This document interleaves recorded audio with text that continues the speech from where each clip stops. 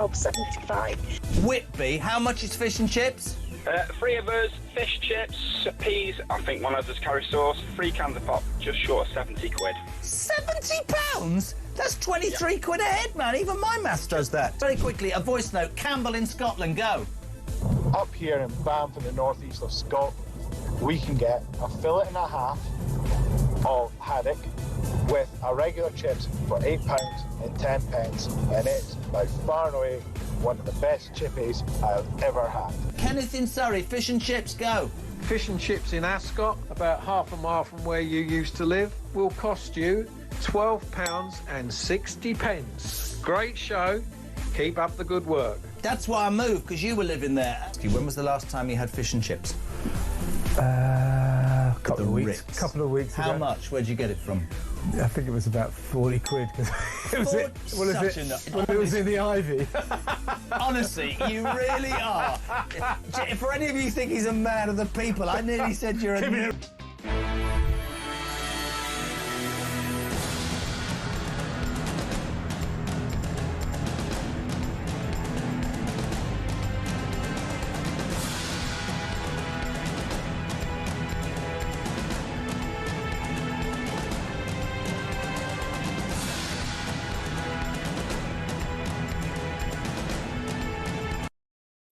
Across the UK, on DAB+, on your smart speaker, on your smart TV, and on your side.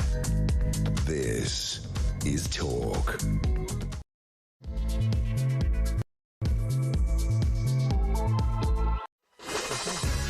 Yeah. Oh, yeah. Very good morning and welcome to, of course, Morning Glory. It is 3 minutes past 6, very, very nearly. It's Friday the 16th of May. We have reached the end of yet another incredible week in the dangerous world of international journalism, as I like to call it. You know, Keir Starmer went to Albania yesterday, and even the Albanians rebuked him.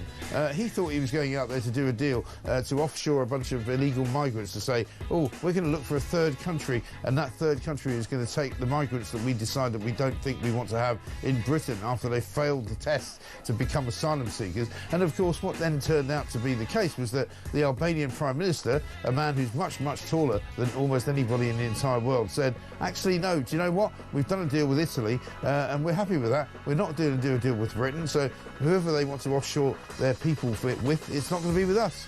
And so poor old Keir Starmer has been humiliated on the international stage. The Daily Mail this morning says Starmer left squirming by Albania farce. The plan to send asylum seekers to the Balkans implodes on live TV. Absolutely extraordinary. In a surprise move, the Prime Minister used a trip to Albania to unveil plans to create Rwanda-style centres abroad to house failed asylum seekers, but the initiative imploded on live TV just an hour later when his host, Albanian PM Edi Rama, ruled out ever taking part in the scheme. I mean, who's exactly running Downing Street here? Why would you send the Prime Minister out to a country which is, you know, a relatively friendly country, a place where the previous government, under Rishi Sunak, has done a deal to make sure they take back an awful lot of the asylum seekers that were coming here illegally? You know, the deal was already done. How would you go out there, say we're going to do a new deal with Albania, without having checked with Albania first? It tells you how incompetent they are in Downing Street. Absolutely extraordinary. In the front page of the Times, it says, talks with up to 9 nations for an asylum deal. The Mail has got a story saying that the government of this country is now in full panic mode, trying to do anything and everything they can to try and come back and take control of the problem. Bob Seeley's here with me. We'll talk to him about the business of government. Bob, very good to see you.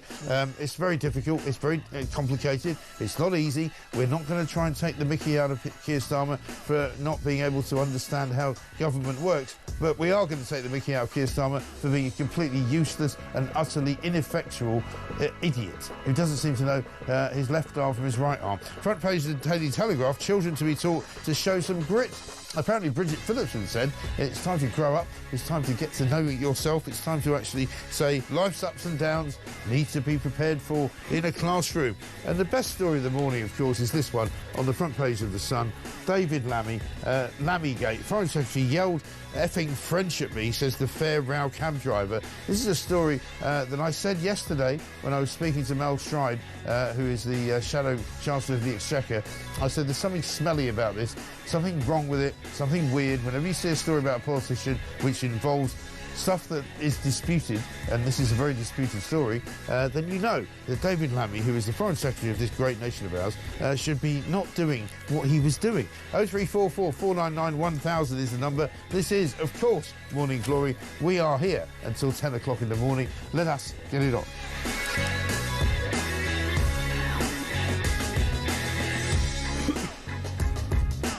A very good morning to you and a very happy Friday to you. Bob Seeley's here, former Tory MP for the Isle of Wight. Bob, very good to see you. Morning. We should kick off, should we not, with some news, breaking news from the Isle of Wight. After the last time you were here, it turns out that somebody was actually listening, which we shouldn't be surprised about. One of your huge fan base. One of our many admirers, right? Jamie, I think it's from Shanklin, can't remember. Yeah. Jamie and his lovely missus were listening, and they came along to my walk that weekend. So I did a walking festival on the island, a couple of them last week. So Jamie came along to my warrior walk, and we've got the picture of him with his with your sticker on his van. Right, brilliant. We're going to put it up at some point. Which is somewhere in the work. So morning, Jamie.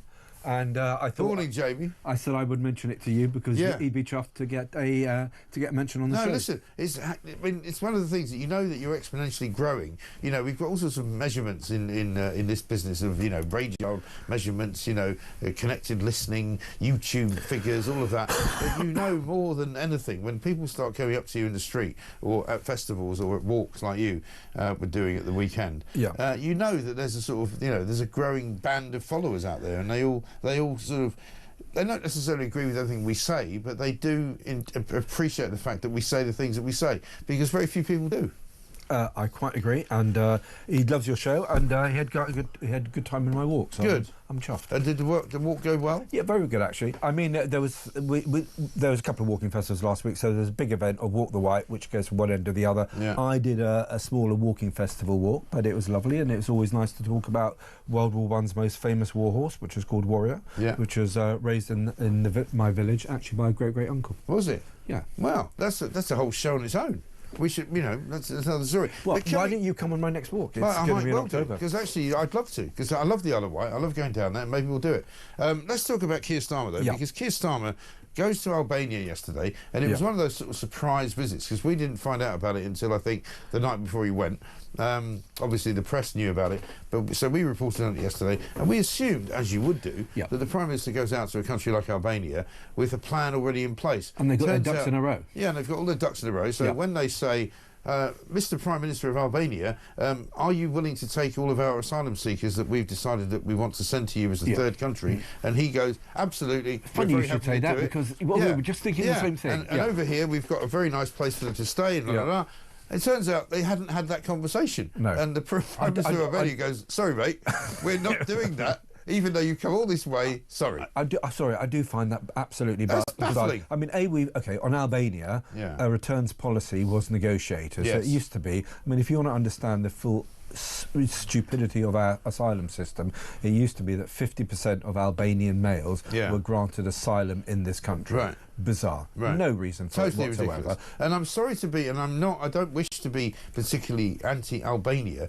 but there's no secret to the fact that an awful lot of Albanian males who come to this country are involved in organised crime. Absolutely. And they either work illegally, or they're heavily involved in organised crime and running organised crime in London. Yes. To providing the muscle. In the drug business and all that. Absolutely. Yeah. No, I mean... And we know that because an awful lot of them are also in prison in this country. Yeah, very high rates of imprisonment. So Afghans, Iraqis, Albanians, Somalians, all have very high rates of criminality, either for sex offences or organised crime. Right. Yeah, absolutely. Yeah, so Albania is in a way a special case. Yeah, maybe it shouldn't be. Maybe that's unfair, but it is. We've already got a deal, and the problem is we're coming back to the fact that there was a deal, Rwanda. You like it or not, there was a deal for third country in place.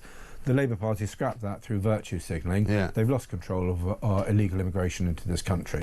My fear is, at the end of this, we're going to have the same old problems, that the system will pretend to try to fix the problem, but will do so in such a cack-handed way that effectively all you're going to do is all those people coming here illegally will go to a third place and they'll come back 6 months later because their feeble stories will be believed, despite the fact they've lost all their papers. And we've seen stories before because of the nonsense of the immigration judging panels that we've had Albanians who have been kicked out of the country and have come back on another small boat, Yeah. and they get in 2 or 3 times. I mean, it's ridiculous. Yeah, and then, you know, and sending them back again will be breaching their human rights because they've tried very hard, and they'd be sad if we enforce the law in this country. The chicken nuggets case was an Albanian guy.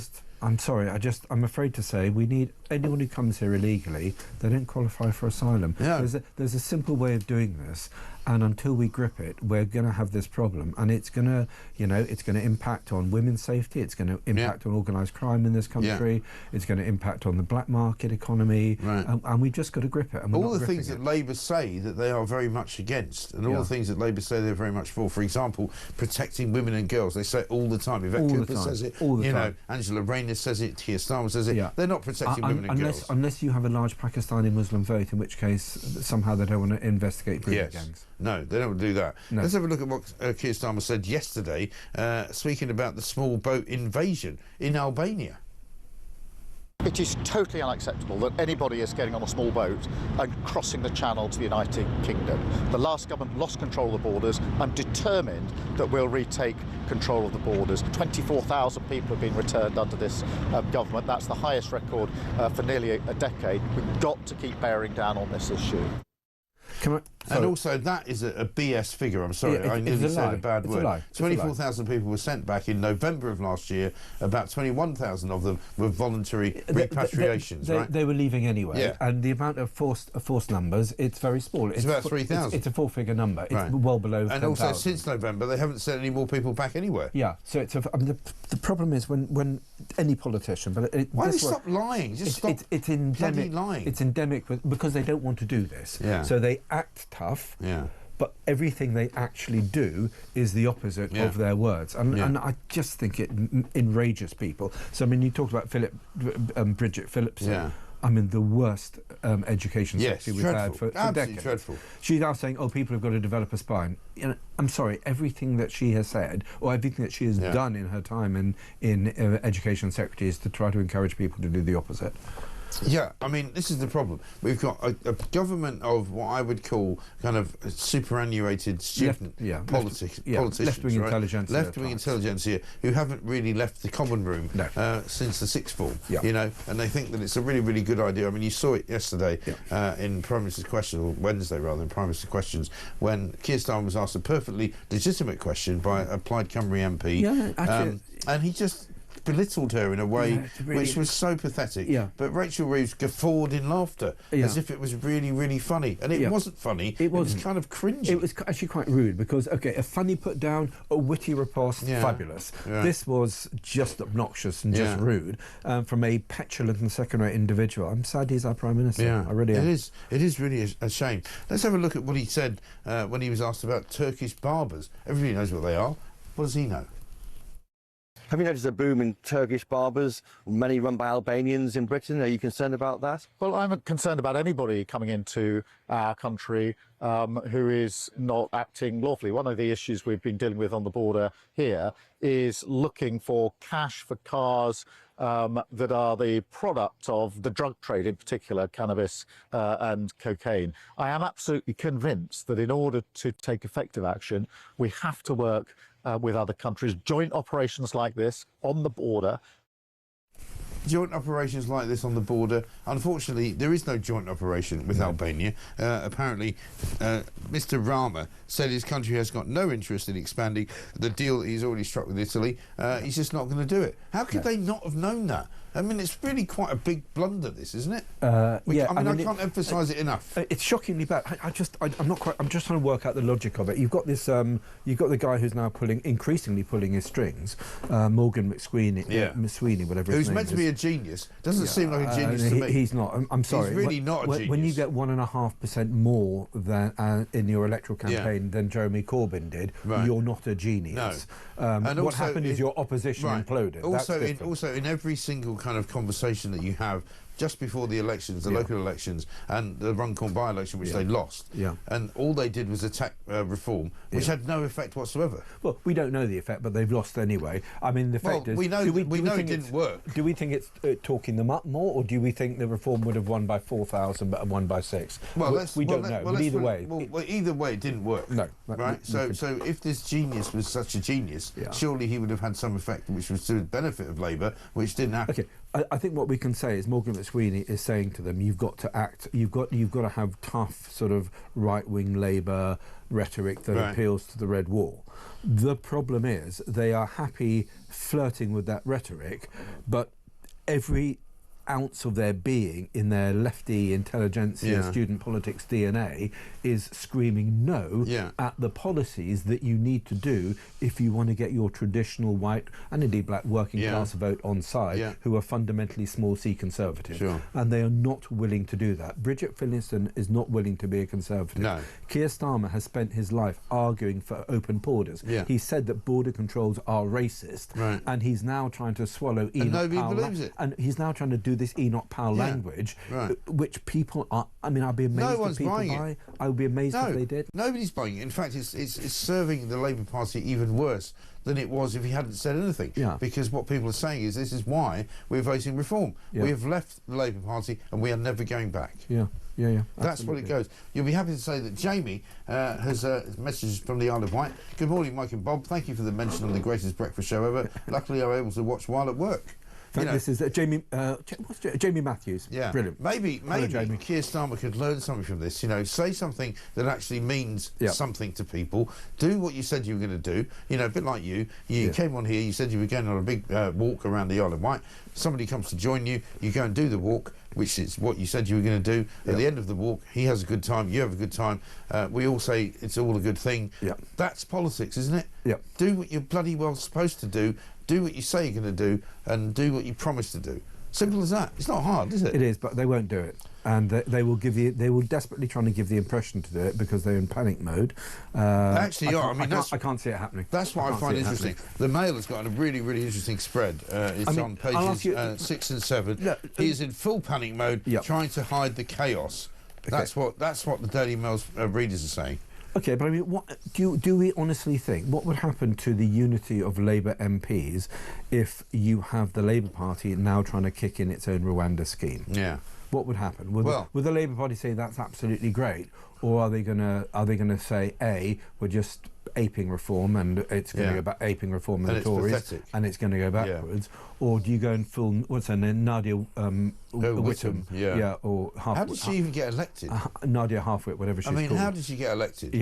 Or are you just going to have internal sort of divisions? Because you've now seen pressure within the Labour Party because now you've got this this backlash over the benefits cut, and there's a lot of rebellion about that. It's not a cut; it's slowing the rate of increase in future years. That it's still going to spiral out of control, and the problem is we are now all paying so much more in tax.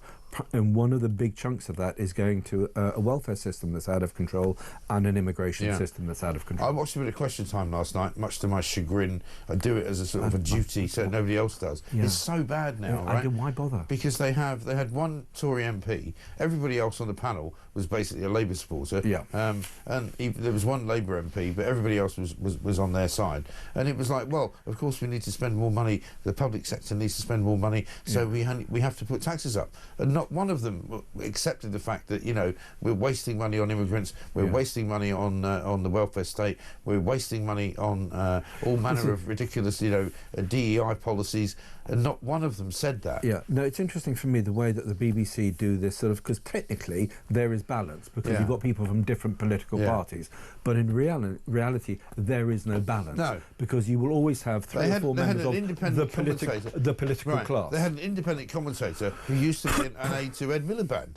And you go, well, clearly she's an ex-aide to Ed Miliband. She's hardly likely to have any kind of views on the right. And she, you know, she's a left-winger. Simple as that. And she was sort of trying to, you know, give us the, you know, the balanced line. It was like, no, shut up. In the end, I had to just switch it off. Anyway, listen, Bob Seeley's here. It's 20 past 6. We've got loads to do. Keep your messages coming in. Thank you very much for staying with us all week, because there's lots to do. And here, how about this for a question for the next part of the show? Only 1 in 15 migrants is actually quizzed about what they're doing trying to enter this country and who's brought them here.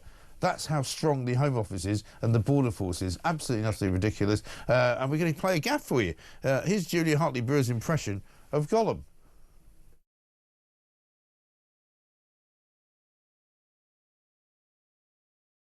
I walk amongst these people, and they sort of hiss at me as I walk past them on Hampstead Heath. It's great fun. They despise me. Like, oh, Julia. I literally have people go, Julia, I live better. That's quite frightening, that, isn't it? It's like it's not so much the impression of Gollum; it's more like the girl in The Exorcist. God, you know, remember the scene? No, I'm not going to talk about it. It's too early in the morning. But anyway, it's more like The Exorcist than Gollum. 6:20. Back after this.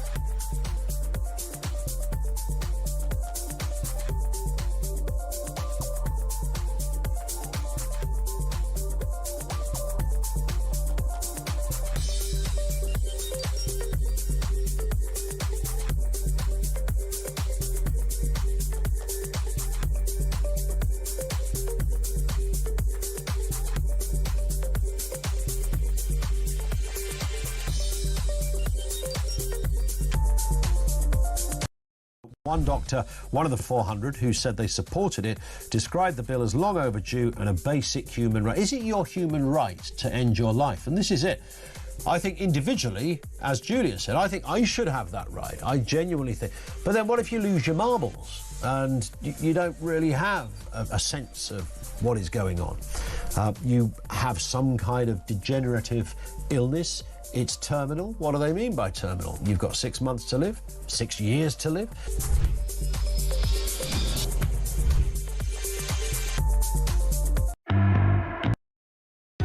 Across the UK, on DAB+, on your smart speaker, on your smart TV, and on your side. This is Talk. Welcome back to Morning Glory. I'm Mike Graham. Bob Seeley is here, former MP for the Isle of Wight, of course, with the Tory party. A great story in the front page. We talked about it yesterday on the front page of The Sun.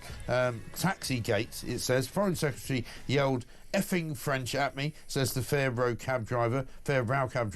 The ding-dong between David Lammy and his taxi driver. He drove 630 miles from the sort of, northern part of Italy into the Swiss Alps with his wife. He was on a trip with the King to go and sort of glad hand people in Italy, and he apparently, which I suppose is fundamentally okay to do if you want, decided to go off on a bit of a skiing holiday with his wife. I can't imagine David Lammy on skis, by the way. I'm not sure if he actually does ski. I mean, I don't know. He's a very après-ski kind of looking guy.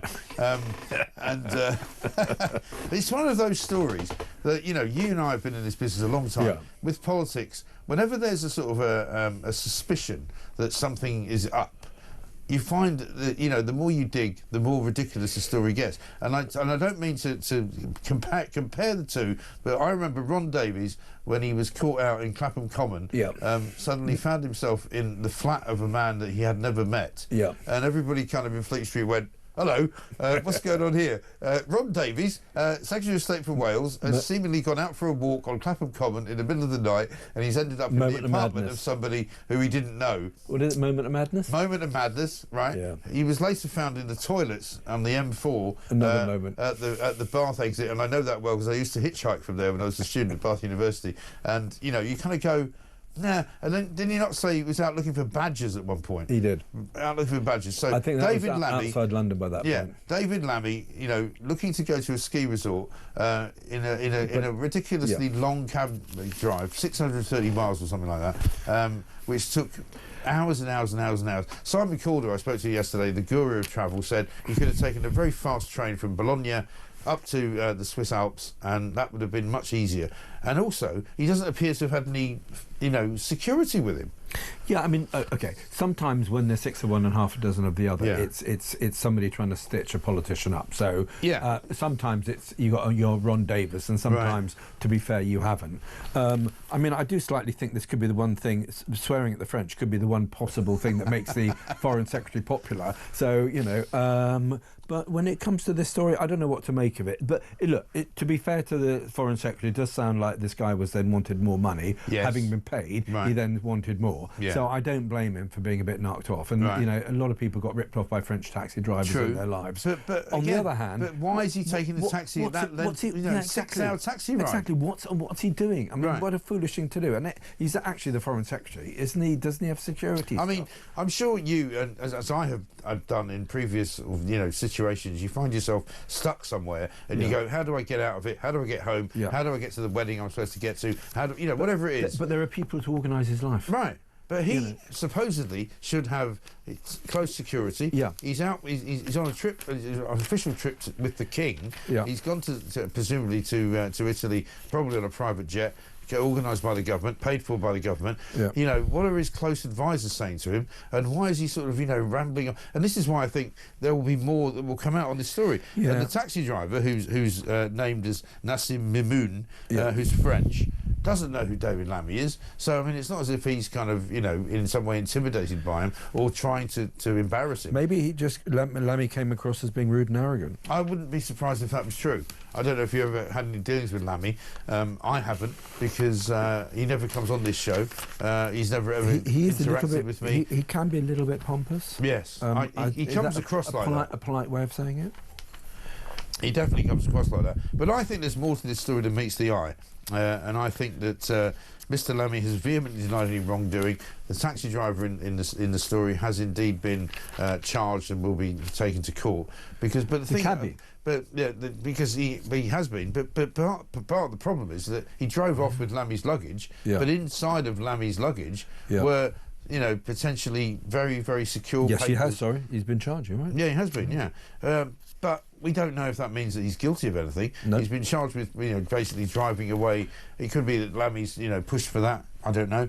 But why is he travelling with secure and very, very sort of sensitive diplomatic documents in his luggage? No, he shouldn't be doing that. What's he doing that Sorry, for? that is. And if you're doing that, that is unprofessional. Surely you should be travelling in a secure car. Well, either organised by the embassy, or you don't have your luggage with you, or it arrives separately. You've got some courier who jumps on a plane, which he probably should have done, to actually do this for you. Right. I mean, it seems to be just seems to be very, very daft to take such a 7-hour taxi ride. Yeah. I'm sorry, get on a train. Who does that? And they've also got some great pictures in the Sun today, pages 4 and 5, of the debris that was left in the back of the car. A sachet of sugar, a paper napkin, a plastic fork, a plastic tub. He's obviously been eating all the way through the 6-hour journey, and he hasn't bothered to take it out with him. He's working as after après-ski look, I think.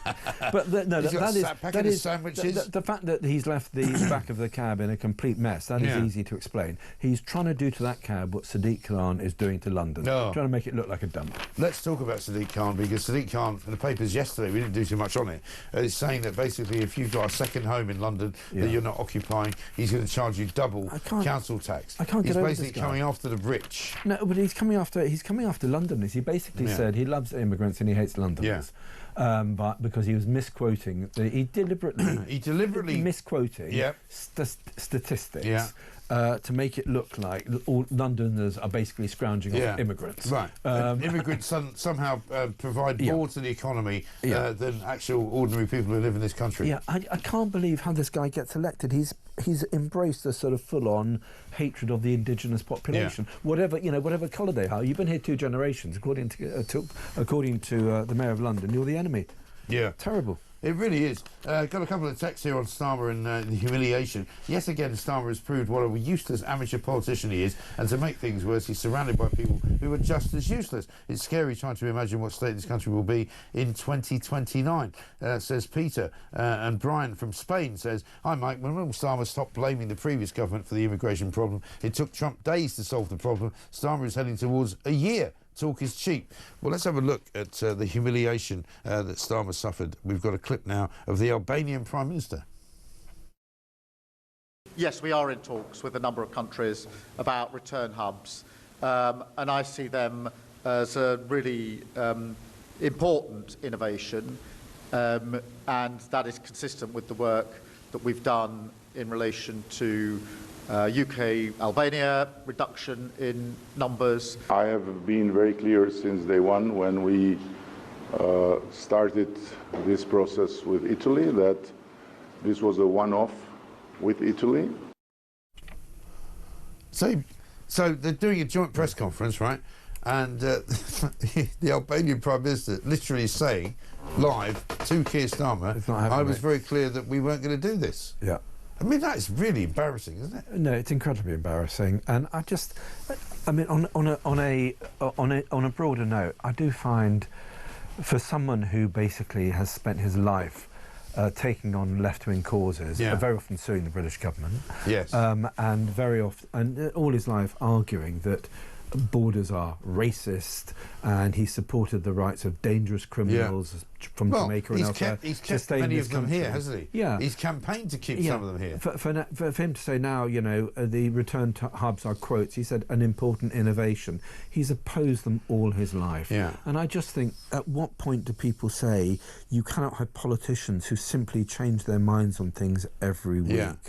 And at what point do people just say no? Because it destroys any credibility they have. Dan Hodges wrote a piece just yesterday, I think, in the Mail, and he said, you know, because we unearthed a clip of Keir Starmer from 2020 where he said, you know, we must embrace immigration, we must, you know, kind of, you know, campaign for the benefits of immigration, and he said that's the real Keir Starmer.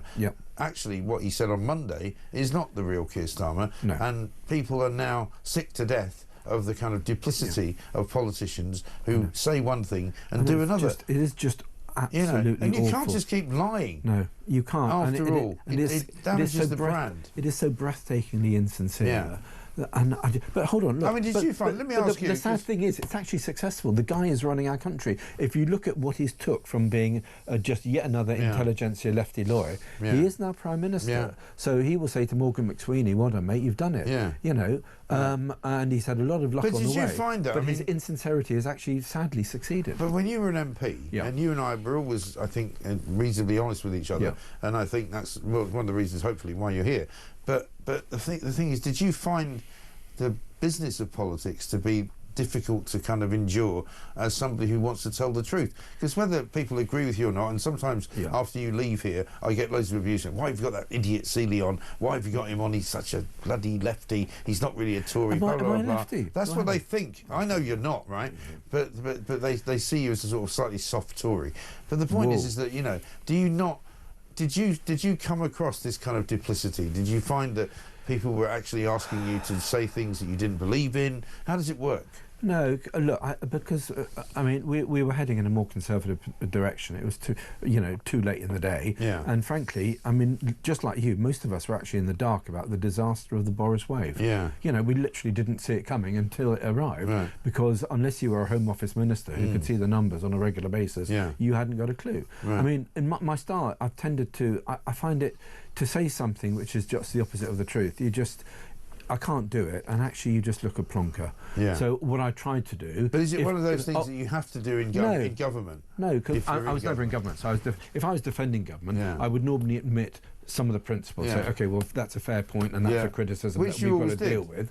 But, you know, I would say more broadly this, that and the other. And actually, if you look back now, basically the arguments was we've made mistakes, we're not perfect, we need to improve, but we're better than the next lot. All of which actually have proved to be correct, I would say. But the trouble is with Labour getting in, and the Sun is as guilty as anybody, and, you know, I'm a great defender of the Sun, they operate in this building, you know, they said, like many people did, and they reflected the views of the country, let's give somebody else a chance. You know, they get criticised for endorsing Labour, they never endorse Labour. What they said was, it's time for a new manager. If you're the England team, sometimes you need to bring somebody else in. And so the Tories had a pretty good run, 14 years, hadn't really worked out. So let's give Labour a chance. But it's been a disaster. It's a total disaster. It has been. Look, there are some things that actually were successful.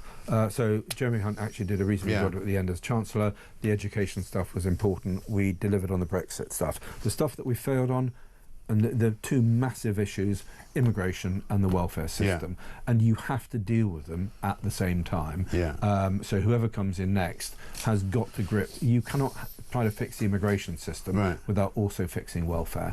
Because one of the reasons there's such a pull on immigration, legal or illegal, is because we're allowing so many people to sit on their backsides. Yes, and we're also allowing loads of people to come into this country who end up on welfare as well. Yeah, absolutely. So we're even importing people who are going to be on welfare. And that's why we pay so much tax, because the fact, I mean, it used to be like 20 years ago, you'd say, you know, oh, you know, it's nice that London is cosmopolitan, whatever. Nowadays, I think people look at other people who new arrived in this country and think, are you paying your way? Are you living in a house that my kid can't get hold of? Are you putting pressure on my school? Are you clogging up the NHS? So I think people look at it, I'm afraid, in a much different way. I do. I mean, I must admit, I'm a very fortunate person. I work in a great business that I'm in. I get paid very well, but I pay a hell of a lot of tax. And after a while, you go, where's it all going? Who am I paying for? And why are all the people that are bumping into me on the street and getting in front of me when I'm trying to get on the tube and stopping me from sort of gaining access to the NHS? Why am I paying for all these people? I think, look, and people get fed up with that. I think people are fed up with it, and it's obviously then that is they're paying through the nose in tax. We're becoming a high crime, low trust, high tax society, and I think people are fed up with it. So much for Singapore on the Thames. That's another story. Bob Seeley's here. It's 6:36. We're going to come back with loads more stories because there's an awful lot of them. We can't talk too much about it, but we're going to mention the guy that's been charged in the firebombing of Keir Starmer's home. This is Talk.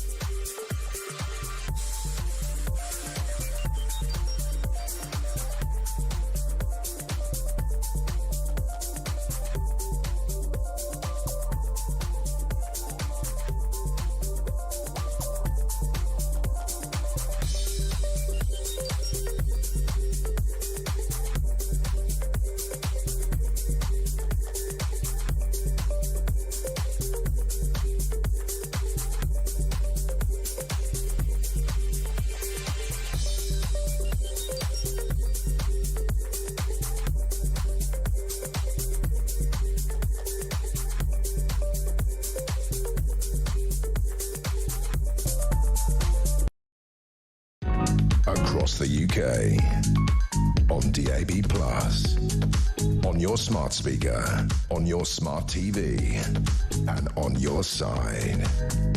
This is Talk. Welcome back to Morning Glory. It's 6:38 and Bob Seeley's here with me. There's not much we can say about this because we have legal restrictions because there's a charge been made. But I was asking the question a couple of days ago. It'd be good to find out exactly who the suspect is who's been arrested, the 21-year-old who's been arrested in the case of firebombing of the Prime Minister. And obviously, we have to say, whatever you may think about Keir Starmer, any kind of attack on anybody's home is absolutely and utterly reprehensible. However, it turns out that this character is a Ukrainian. And I'd been saying for a long time, wouldn't it be interesting if it turns out to be some kind of immigrant? It turns out that it is some kind of immigrant. We don't know the story. We can't speculate about it because there is a charge. But, you know, it does show you just how sort of fragmented, I suppose, the world has become. I'm just wondering, again, you will tell me if I can't say this, so you'll shut me down pretty quickly. And obviously we don't know if this guy's innocent or guilty, etc., deserves a fair trial. One of the things that the Russians are doing increasingly is trying to find people to do dodgy things on the dark web. I don't know if that's relevant in this case or not. I'm not saying it is. But when it comes to getting people to burn down warehouses in East London, for example, or find other people to do bad things throughout Europe. Or have cyber attacks all over the place. So, I mean, in Kiev now, the Russians are trying to pay like disgruntled teenagers to burn cars, to put graffiti up, to do sort of harm to individuals. I'm not saying this is part of this. Nuisance type attacks. But I mean, clearly it could go beyond that into more violent things. They're also using organised crime as well, which is another reason why organised crime is so damaging, because it's not only involved in drugs and violence, but actually now being used increasingly by states to do their dirty work in other people's countries. So the Russians are using the dark web or making links through their own organised crime networks, which are extensive, because organised crime is heavily part of the Kremlin state.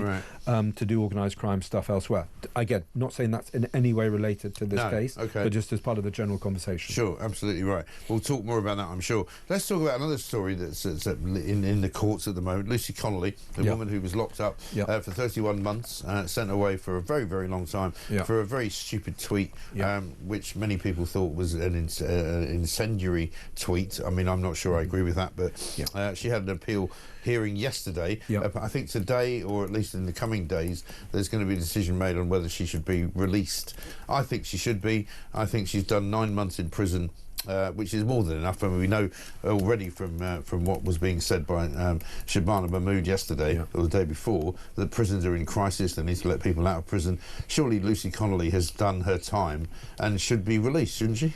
Yeah, and look, I mean, I think I'm not actually sure what was in the tweet, but apparently it was sort of pretty offensive and pretty unpleasant. She basically said, look, you know, if it turns out that there's you know, an asylum seeker has killed these 3 little girls in Southport because we don't have any other information, for all I care, they should burn down every hotel that's housing migrants. You know, it was pretty stupid. It was pretty incendiary, but it wasn't encouraging people to go and burn down hotels. I mean, you know, it was an unpleasant tweet. It was an unpleasant tweet, and something that she regretted doing. She went out, she sent it out, she went out, came back 3 hours later, and she deleted the tweet. Why was she even charged? Okay, it was an offensive and stupid thing to say, but she should have never been charged. Do you remember West Streeting? He sort of, what did he say in his tweets? That he would threaten to push Jan Muir under a train. Well, why hasn't he been charged? What about the Labour councillor who threatened to cut people's throats? I mean, well, he pleaded not guilty, so his case is coming up later. Thank you for that. I do think we have a 2-tier system. We do, no question. Well, what about Gary Lineker? You know, Gary Lineker is retweeting hate messages, anti-Semitic messages from pro-Palestinian groups, including a picture of a rat, which is done up as a Jewish individual. You know, most people, if they did that, might be having a knock on the door from the cops. I mean, we've got to stop policing opinions, but I also have to think we have to have some semblance of some kind of even-handedness, which I think is completely lacking here. No, I think it's really dangerous, and I think it just erodes people's confidence in the judiciary. Do you think, as well, part of the problem with Keir Starmer being a lawyer, because he sort of everything he sees is in the kind of context of a framework of law, where he can't escape from it, and he kind of goes, well, if you've broken the law in some way, or you've apparently sort of impinged on the law in some way, we have to treat you as if you've done that, rather than actually using common sense again. Well, we obviously know you weren't encouraging people to burn down hotels. But there's also, the problem is he's a bit of a process waller when it comes to that. But they also, all these left-wing lawyers, they all aggressively, the idea that they are impartial arbiters of the law, of course they're not, is absolute nonsense. It is. They absolutely manipulate and dress the law up through the prism of their own, pretty much sub-Marxist. It's like me sitting here, as I do quite often, and say I'm completely neutral. I am, because I give everybody a chance to talk to me. You know, but you're which not in some ways true. But of course I'm not bloody neutral. No, I have a view, and I will take a view on everything. It might not be what you would expect, but you know, I'm not neutral. But you have the honesty to admit that. And the problem with some of these sort of legal class is that they don't. And I think it's a massive problem in our country. There are so many things which are undermining our sense of fairness in our own state, whether it's being taxed too much, or the wave after wave of illegal immigration, or the fact that we are seen to have a 2-tier justice system. And I think it's incredibly corrosive to our sense of national identity. Let's, just for a laugh, have a look at what Rachel Reeves said yesterday. She was out and about, one, defending how the economy's going, which we'll get to in a minute. But first of all, she was talking about migration. Have a look.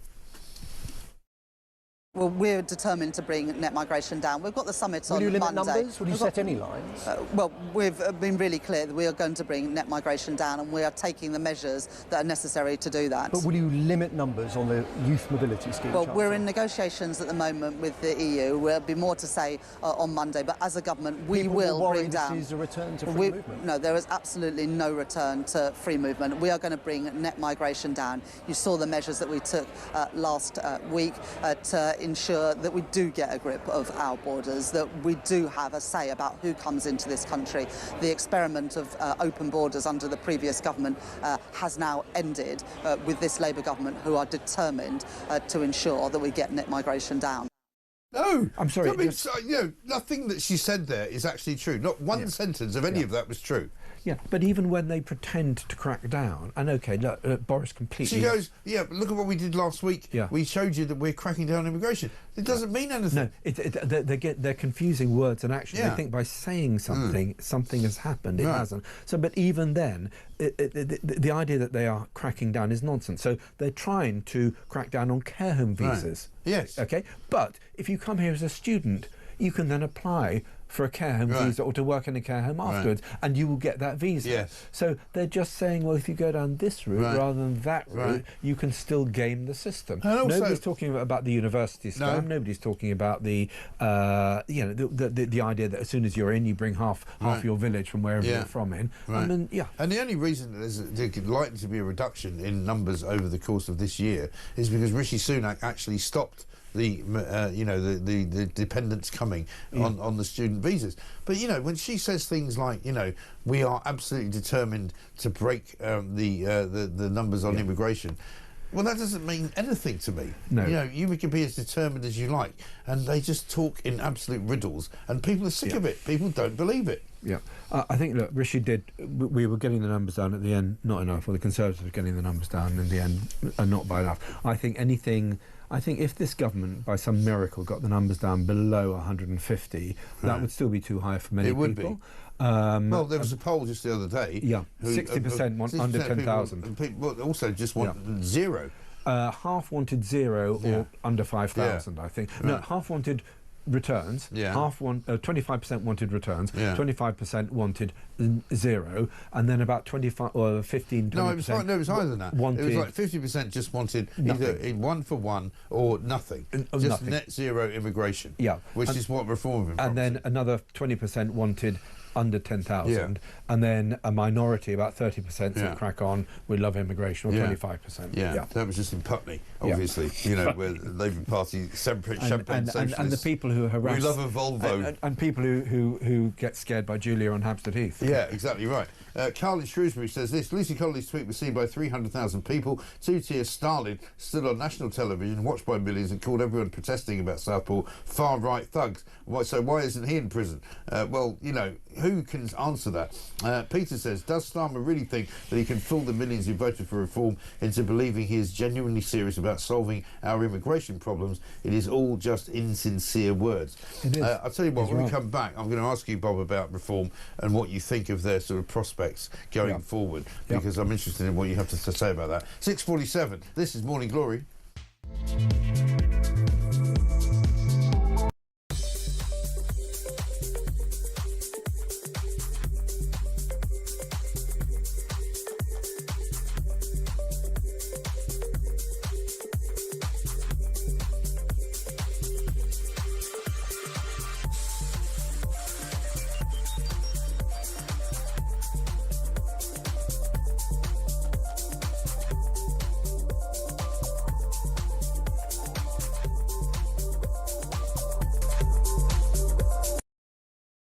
One doctor, one of the 400 who said they supported it, described the bill as long overdue and a basic human right. Is it your human right to end your life? And this is it. I think individually, as Julia said, I think I should have that right. I genuinely think. But then what if you lose your marbles and you don't really have a sense of what is going on? You have some kind of degenerative illness. It's terminal. What do they mean by terminal? You've got 6 months to live, 6 years to live.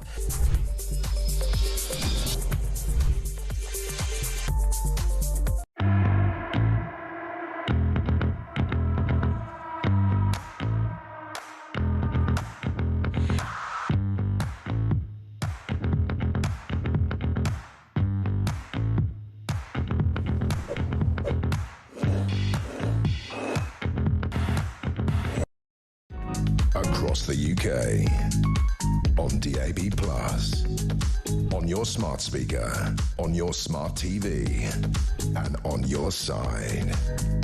This is Talk. Welcome back to A Morning Glory at 6:49. I'm Mike Graham. Bob Seeley is here, former Tory MP for the Isle of Wight. We've got a voice note from Andy on Lucy Connolly. Hi, Andy in Portsmouth. Lucy Connolly should never have been sent to prison at all, in my view.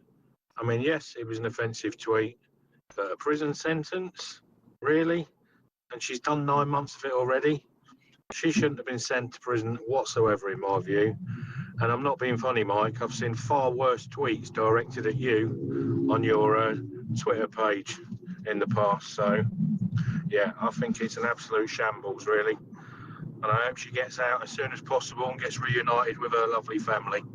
Cheers, Mike. Have a nice weekend. Andy, thank you very much indeed.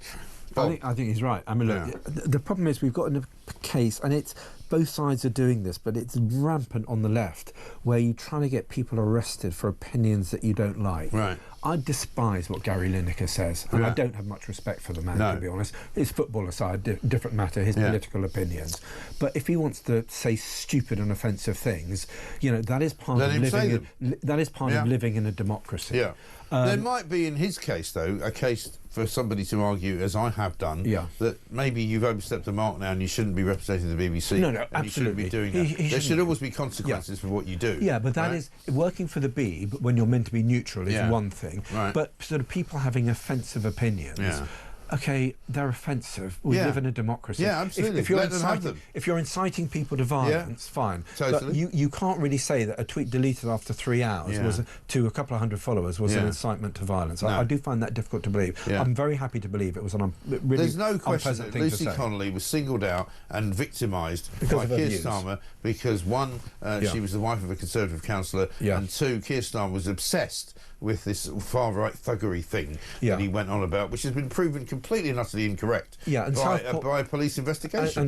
Yes, it was, wasn't it? Just very recently. And Southport was incredibly badly handled. And the way they described that murderer, that evil and disgusting man, it's like, like he was some innocent, troubled innocent. A Welsh and when that picture came out, I just think it demolished the government's case. It did. And yet was they haven't a really shameful day. Because, again, to go back to a case that we can't really discuss, I'm afraid. I mean, I was asking 3 days ago, why have we not been told that nationality of the person who threw a firebomb or a petrol bomb at something at Keir Starmer's house? And as it turns out, it was an immigrant. It turns out he was an Ukrainian immigrant as opposed to an Islamist. But, you know, we need to know these things. Isabel Oakeshott was, what did she do recently? She exposed one of the Iranians who's been arrested. It was an asylum seeker. Was an asylum seeker. Exactly right. And, you know, the government doesn't want to tell us this stuff because for some reason they think that it might set off a few more riots. But they're very happy to say, oh, it's right. Anything they don't like, oh, it's a right-wing extremism. Oh, can you imagine? I mean, somebody said to me, imagine if the guy that threw a firebomb at Keir Starmer's house turned out to be a big Mike Graham fan and you've been going on about Keir Starmer for so long that he was driven to throw a firebomb because of what you said. Well, you know, it turns out that wasn't true. But it would be, you know, probably the end of my career. People would go, you know, you caused that, you complete and utter maniac.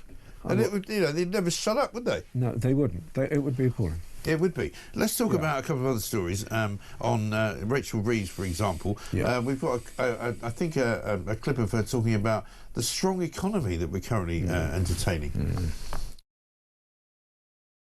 I know that there is more to do. The cost of living crisis continues to affect families right across our country. I understand that, and I hear that. But despite the challenges that we face, our economy is strong. The economy is not strong, is it? No. The economy is in the toilet. The economy is in the toilet. I'm very glad. Look, any economic growth is good because it's just good. So the fact that we've had 0.7 growth, great. But that is before their foolish new measures kick in. It's also before the Trump stuff kicks in. But as all these more sensible economists are saying, the reason our economy is doing incredibly badly overall is because of domestic measures. We are overtaxed as a people. And the government came in promising not really to change much, tinker with this, tinker with that. They slapped on taxes across the board, especially with NI. They took pensioners to task over how do you go at pensioners. So they've kept the tax bracket static. So, you know, people are, more and more people every year are going on the high rate tax, despite the fact that even they are really struggling as well. So we are an overtaxed country. And every time... And prices are going up. and up and up for everybody. So when she says, "Oh, we know we've got to go further, faster," actually, sorry, as with everything else with this government, no, you've got to stop and actually you've got to reverse some of the foolish things that you've done. Because as you say, the first 3 months of this year are before the national insurance rise kicks in, which is happening in April. And we had a call yesterday. You talk about the fish and chip shop in the Isle of Wight that you like to go to. We had a call yesterday from a woman in Gloucester who said that her daughter runs a fish and chip shop. She's being charged what we used to be for 9 kilograms of fish. She was charged £98 by the supplier. Coming up this month, she's going to be charged £148 for the exact same amount of fish, a 50% increase. And so when people say, "Oh, you know, inflation is only 2.6%," you know, we're doing really well, and they made a point of it yesterday. Rachel Reeves said, "Oh yes, you know, we've had 3 reductions in interest rates, and we've brought inflation down." But that's because of the weakness of the economy. Right. But we've brought inflation down from, you know, the high that it was during the Tories. Absolute rubbish, because people are not seeing it. People are going to the shops every weekend. I'll go to the shops this weekend and do some shopping. And I mean, you know, as I say, fortunately for me, you know, it's not a massive issue. But in the end, everything is going up. You're spending an extra 10, 20, 30 pounds on your weekly shop. No, I mean, I was, absolutely. And okay, place where I live on the island, you have an economy which is very much small businesses, which is care homes somewhat, which are under massive pressure, and hospitality. And all these are being absolutely hammered by what the Labour Party is doing in government, and it's terrible for our economy. And I worry what's going to be happening to our in the state of our economy, both where I live, but actually throughout the country in the next year. Yeah, absolutely right. What do you make of the front page of the Telegraph today, which is Bridget Phillipson, we mentioned it earlier, talking about children to be taught to show some true grit, which is a film starring John Wayne from many, many years ago. She's basically saying that life's ups and downs and what you should be prepared for. This is unusual as well for the Labour Party, because normally they're very much a nanny state. They're producing a nanny state. They're telling us that we have to do this, not do that. You know, suddenly she's saying, "Oh, children should be able to be resilient on their own." No, she doesn't believe it for 1 second, and this is Morgan McSweeney saying you've got to all sound like Tories, otherwise we're going to get obliterated.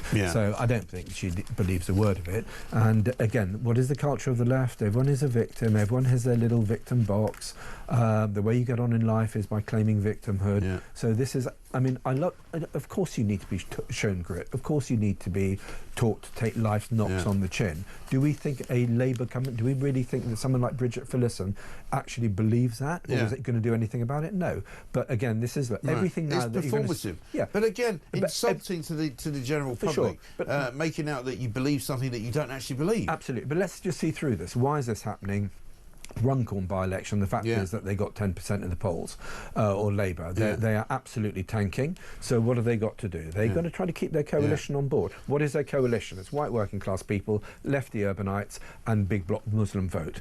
And if they're starting to lose the white bit, white working class bit, they're finished. And they're starting to lose the Muslim bit as well. Because the Muslim sort of independents are coming out of nowhere, aren't they? And winning seats. They are. And either they're losing it for 2 reasons. Because many people, I think, are absolutely appalled by these grooming scandals. Pakistani immigrant people of Pakistani origin in this country, many of the better ones are just thinking, what the hell is going on here? This is wrong. And actually, for the people who are still in that deeply conservative clan culture, if they're going to have their sort of culture dishonoured by Labour, which is going to be forced to bring in a grooming gang inquiry at some point, I think you're going to have an absolute sense of, you know, we're not supporting you anymore because you haven't supported us and you haven't backed us. Which brings me to Reform.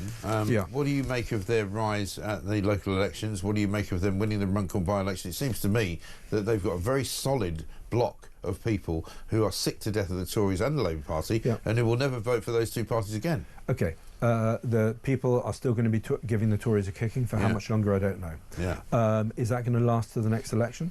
Possibly. We don't know.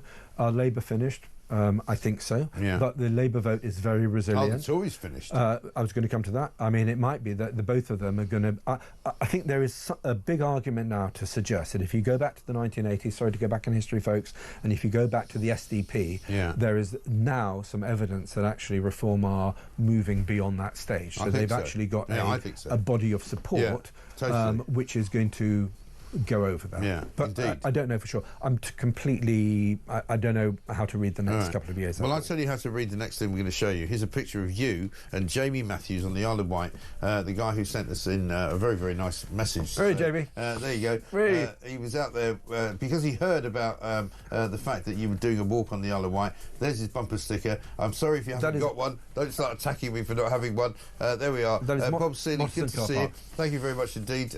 We'll be back with loads more from now until 10 o'clock. This is Morning Glory.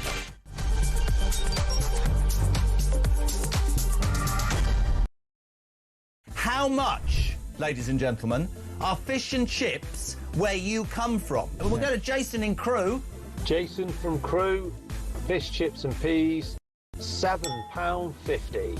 It's the best chippy in England. Janice in Leeds, go. Regarding fish and chips in Leeds, it's between £9.50 and £12.75. Whitby, how much is fish and chips? 3 of us, fish, chips, peas, I think one of us curry sauce, 3 cans of pop, just short of 70 quid. £70? That's 23 quid a head, man. Even my maths does that. Very quickly, a voice note. Campbell in Scotland, go. Up here in Banff in the northeast of Scotland, we can get a fillet and a half of haddock with a regular chips for £8 and 10 pence, and it's by far and away one of the best chippies I've ever had. Kenneth in Surrey, fish and chips, go. Fish and chips in Ascot, about half a mile from where you used to live, will cost you £12.60. Great show. Keep up the good work. That's why I moved, because you were living there. When was the last time you had fish and chips? Couple of weeks. Couple of weeks. How ago. much? Where'd you get it from? I think it was about 40 quid. It was in the Ivy. Honestly, you really are. For any of you who think he's a man of the people, I nearly said you're a... Give me a ring.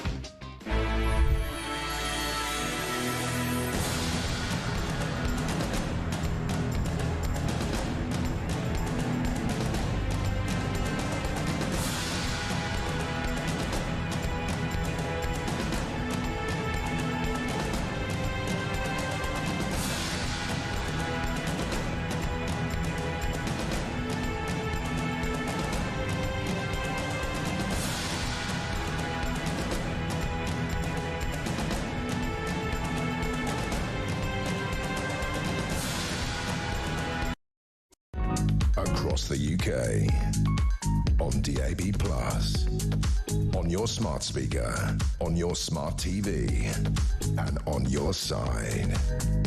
This is Talk.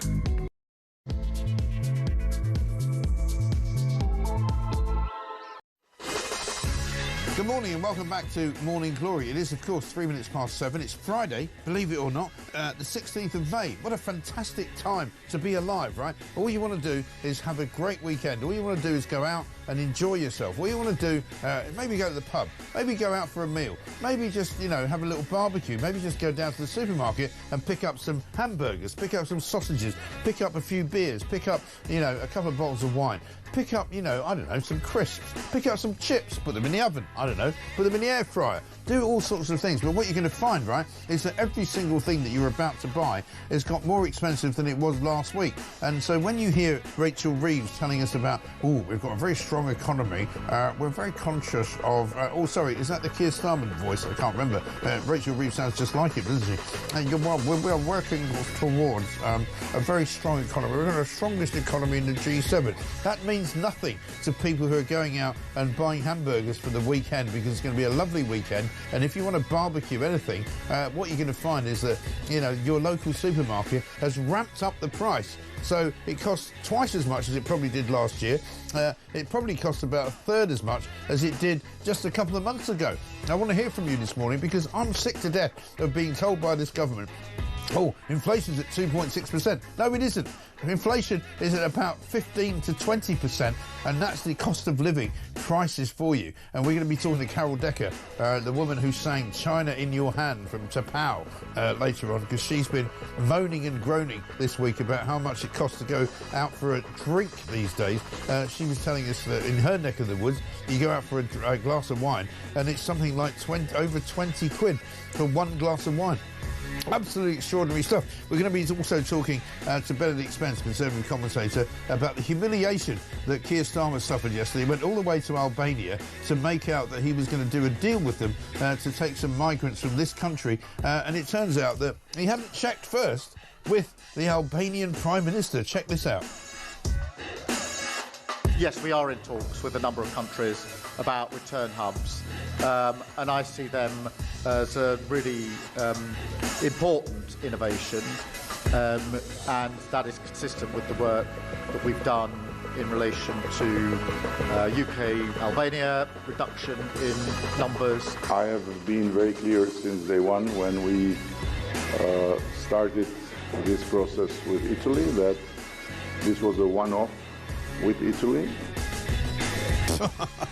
So Keir Starmer literally getting spanked by the Albanian Prime Minister, who goes, no, sorry mate, we're not going to do the deal that we did with Italy with you because we're only ever going to do it with Italy because they're next door to us and you're not, you complete and utter plonker. I mean, how embarrassing is that? It's like,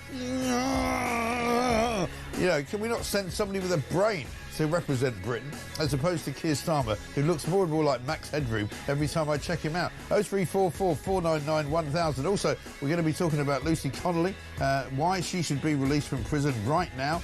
She had an appeal process that started yesterday. Today, we're going to find out if she's going to have her sentence commuted because she's supposed to be doing 31 months in prison. The government say they're going to let people out of jail. They haven't mentioned her, and she poses no danger to society whatsoever. She's already done 9 or 10 months in prison. So surely time to let her out. 0344 499 1000. Also, Bridget Phillipson saying on the front page of the Telegraph today that children should be taught to show some proper grit. They should be taught that the ins and outs, the ups and downs of life are just things that you get used to, and therefore you should be more resilient. Well, of course you should. Don't you teach your children that? And if you don't teach your children that, is that why we've got ourselves stuck in the moment where there's the Gen Zers who don't seem to have any resilience at all? Oh, I can't go out to work today. Why? I'm feeling a bit anxious. Are you? Well, just get out of bed. No, I can't get out of bed. I'm feeling a bit anxious. What is wrong with you? What are we going to do to fix that? And how did your parents teach you how to not be anxious? Because anxiety is possibly the thing that will kill off this United Kingdom of ours and will kill off the economy, will kill off our resilience to be anything other than completely and utterly useless. Even the armed forces right now are saying, well, don't fight anybody because it might be really, really hard and it might be difficult. And when you stab somebody in the eye, there might be blood that spurts out of his head. Well, yeah, because you're in the army. That's what goes on. 7 minutes past 7. This is Morning Glory.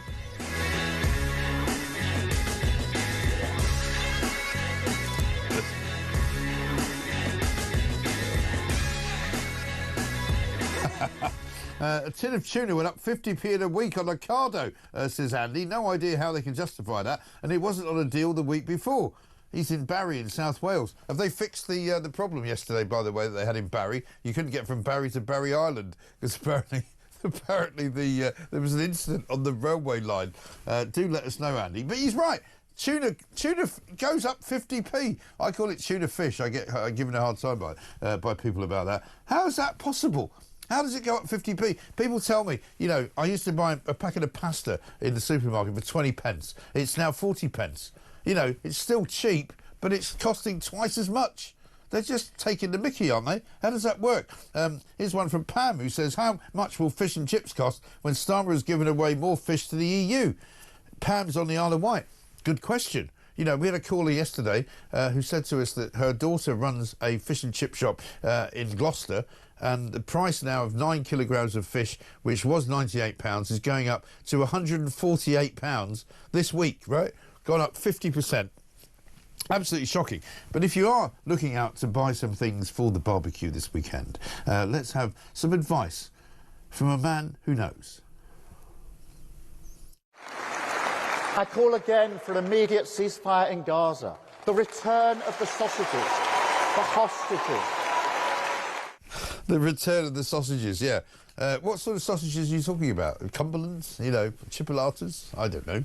The return of the sausages. What a complete plonker. He goes all the way to Albania to be humiliated. He could have got it done at home. His wife could have humiliated him. I could have done it. You know, Rishi Sunak used to humiliate him. He could get humiliated by Nigel Farage or indeed by Kemi Badenoch. But he went all the way to Albania to be humiliated by the Albanian Prime Minister. Let's talk to Benedict Spence, Conservative commentator, and find out what on earth is he thinking. Benedict, very good morning to you. Good morning, Mike. How are you? I mean, just as we thought that, you know, Keir Starmer suddenly had a grip on immigration, just when we thought that he'd had some kind of road to Damascus conversion on Monday, that he really, really, really doesn't like immigration, which is unusual because he spent most of his life defending it. He goes to Albania. It's almost like he's a sort of the sort of client of a dominatrix. He can't stand to be successful, so everywhere he goes, he has to be humiliated. That's one way of looking at it. Not that I know anything about that sort of thing, obviously. No. One hears of such things at the club. But it's... honestly, I mean, the thing, as you sort of alluded to in your opening monologue, anybody could have told him that this was going to happen. Yeah. It's been sort of forecast for a very long time. Look, Albania has a situation, it has an understanding with Italy for very basic reasons. It's got very strong geographic and cultural ties to Italy. Right. Italy, right there. But there's something else that needs to be pointed out, which is that Italy's migration situation is slightly different to the UK in that people come to Italy with the expressed intention of using it as a transit zone and moving on somewhere else. That's not the case with the UK, where actually most people who end up here aren't planning on moving on to somewhere else, and they plan on staying here. If you're Edi Rama, if you're the Albanian Prime Minister, you might do a deal with Italy because they'll repatriate some people who end up staying in Italy, sort of almost by chance. But actually, if you're looking at the UK from the outside and the sheer numbers of people that we've allowed in and that continue to come in, you'd be sat there and going, okay, even if I wanted to do this, why would it be a good idea? You people have an awful lot of illegal migrants coming to your country. Right. And also, I mean, Albania is a specifically special case, I would suggest. And I know that people don't like to make broad generalisations, but I'm sorry to say this. Albania is a sort of very, very pure hunting ground for gangsters. You know, Albanian gangsters run the drug trafficking in Europe. They run an awful lot of people trafficking in Europe. And when you come to the UK, you find that an awful lot of the Albanians here are actually in prison, or if they're not in prison, they have committed crimes. There are drug gangs in Britain which are run exclusively by Albanians. There's no question about that. And so they are a sort of special case, you know, because people who tend to come to this country from Albania tend to be, you know, bad people. I'm sorry. Yeah, again, it's one of the slightly ironic things, which is why on earth would you take people who have been potentially trafficked or helped along the way to get here illegally and then put them straight into Albania, where you would imagine a lot of the people who make money out of people trafficking are based. Again, Italy has a very strong geographic and cultural links to Albania. And for the same reason, therefore, organised crime has spread from Italy to Albania. You know, for much the same reasons that they have political links, they also have links in terms of organised crime. And that's where a lot of this comes from. But, you know, again, it's the embarrassment, I think, does get... I mean, this is an embarrassment. It's a power play also by Edi Rama. It's an ability for him to go around and say, look, I've shown up a leader of a major state, of a major Western country, on live television, no less, in front of my own people. It's a huge PR win for him. But equally, right now, there's this talk about Starmer potentially looking to other Balkan states, maybe going to other African states. Well, now, what are his negotiating options going to be like? Because he has been made to look a complete fool, and everybody's also going to know he's desperate. Yeah. Well, he really is. I mean, the Mail's got a piece in the paper today, pages 6 and 7, where they're basically saying he's hit the panic button and he's almost sort of flailing out, looking for almost anything to hide the chaos at the heart of his government. And it shows you, to me, that, you know, some people may not want to get into the niceties of this, but if you're running an administration and supposedly running, you know, an effective and an efficient one from Downing Street, how is it possible that you go to a place like Albania and get shown up like that? I mean, where are the people asking the questions? Where are the, you know, preparatory kind of notes that you would be given saying, look, we've already agreed this deal, so all it is a matter of a perfunctory kind of press conference and everything's going to be fine. Instead of which, they don't do any of that. They sort of hope for the best. And he goes out there, and somebody said on, I think, Times Radio last night, Why did he not just send Yvette Cooper? He went out there because he wanted to be the big I am, and then he got absolutely, I don't want to say it on, breakfast television, but he got basically rammed in the wrong way. Yeah, he did. And I do think, the whole thing about you saying that he wanted to be sort of a somebody, if you like, he wanted to be that guy.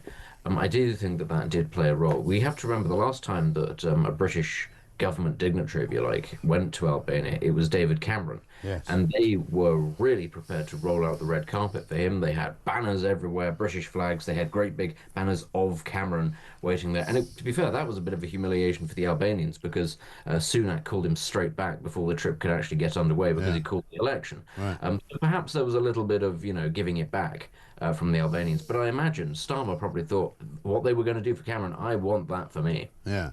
Exactly right, because it's all about kind of image, isn't it?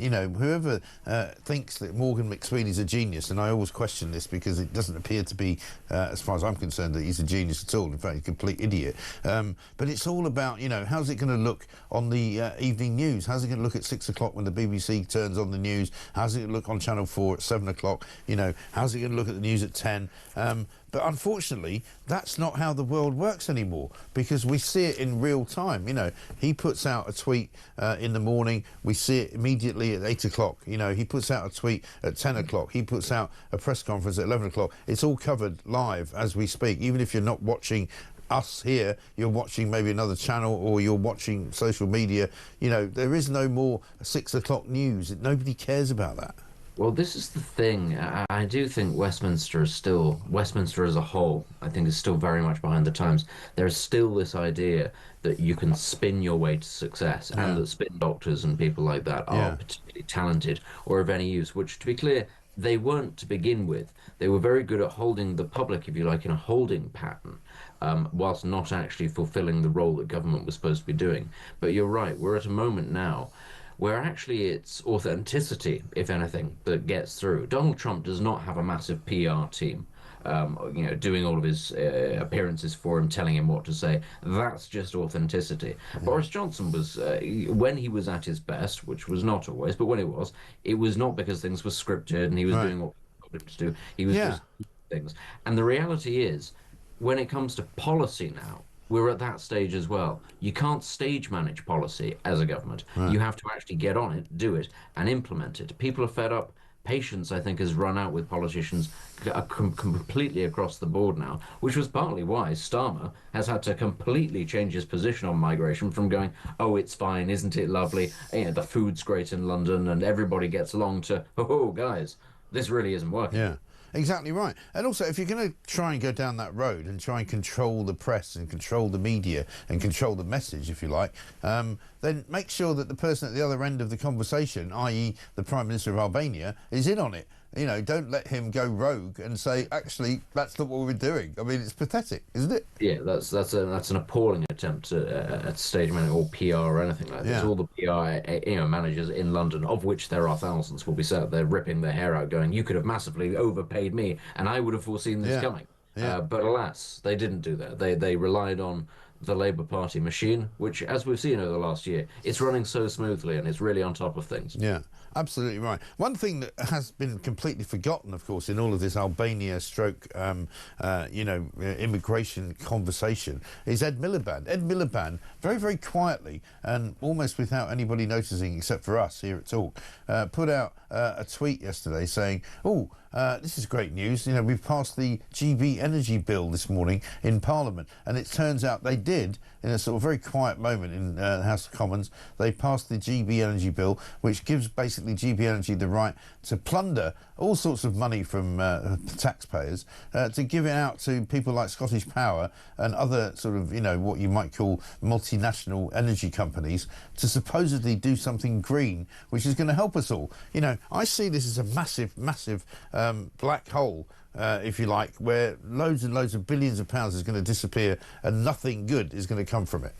Yeah, it's a scam, is what it is. It really is. Yeah, I was going to say, I had a happy, blissful few days where I forgot Ed Miliband existed. But the problem is, if you don't know where he is and you forget where he exists, you can't see what chicanery he's up to. The other day I was driving in Norfolk, and there was You drive how things are in Norfolk, by definition, there's fields, lots of fields on either side. You can't really get away from them. But there were so many signs about solar farms, about opposing solar farms, about not allowing them to be built there. And people were actually, they put posts up by the side of the road to say, this is where this solar farm will start.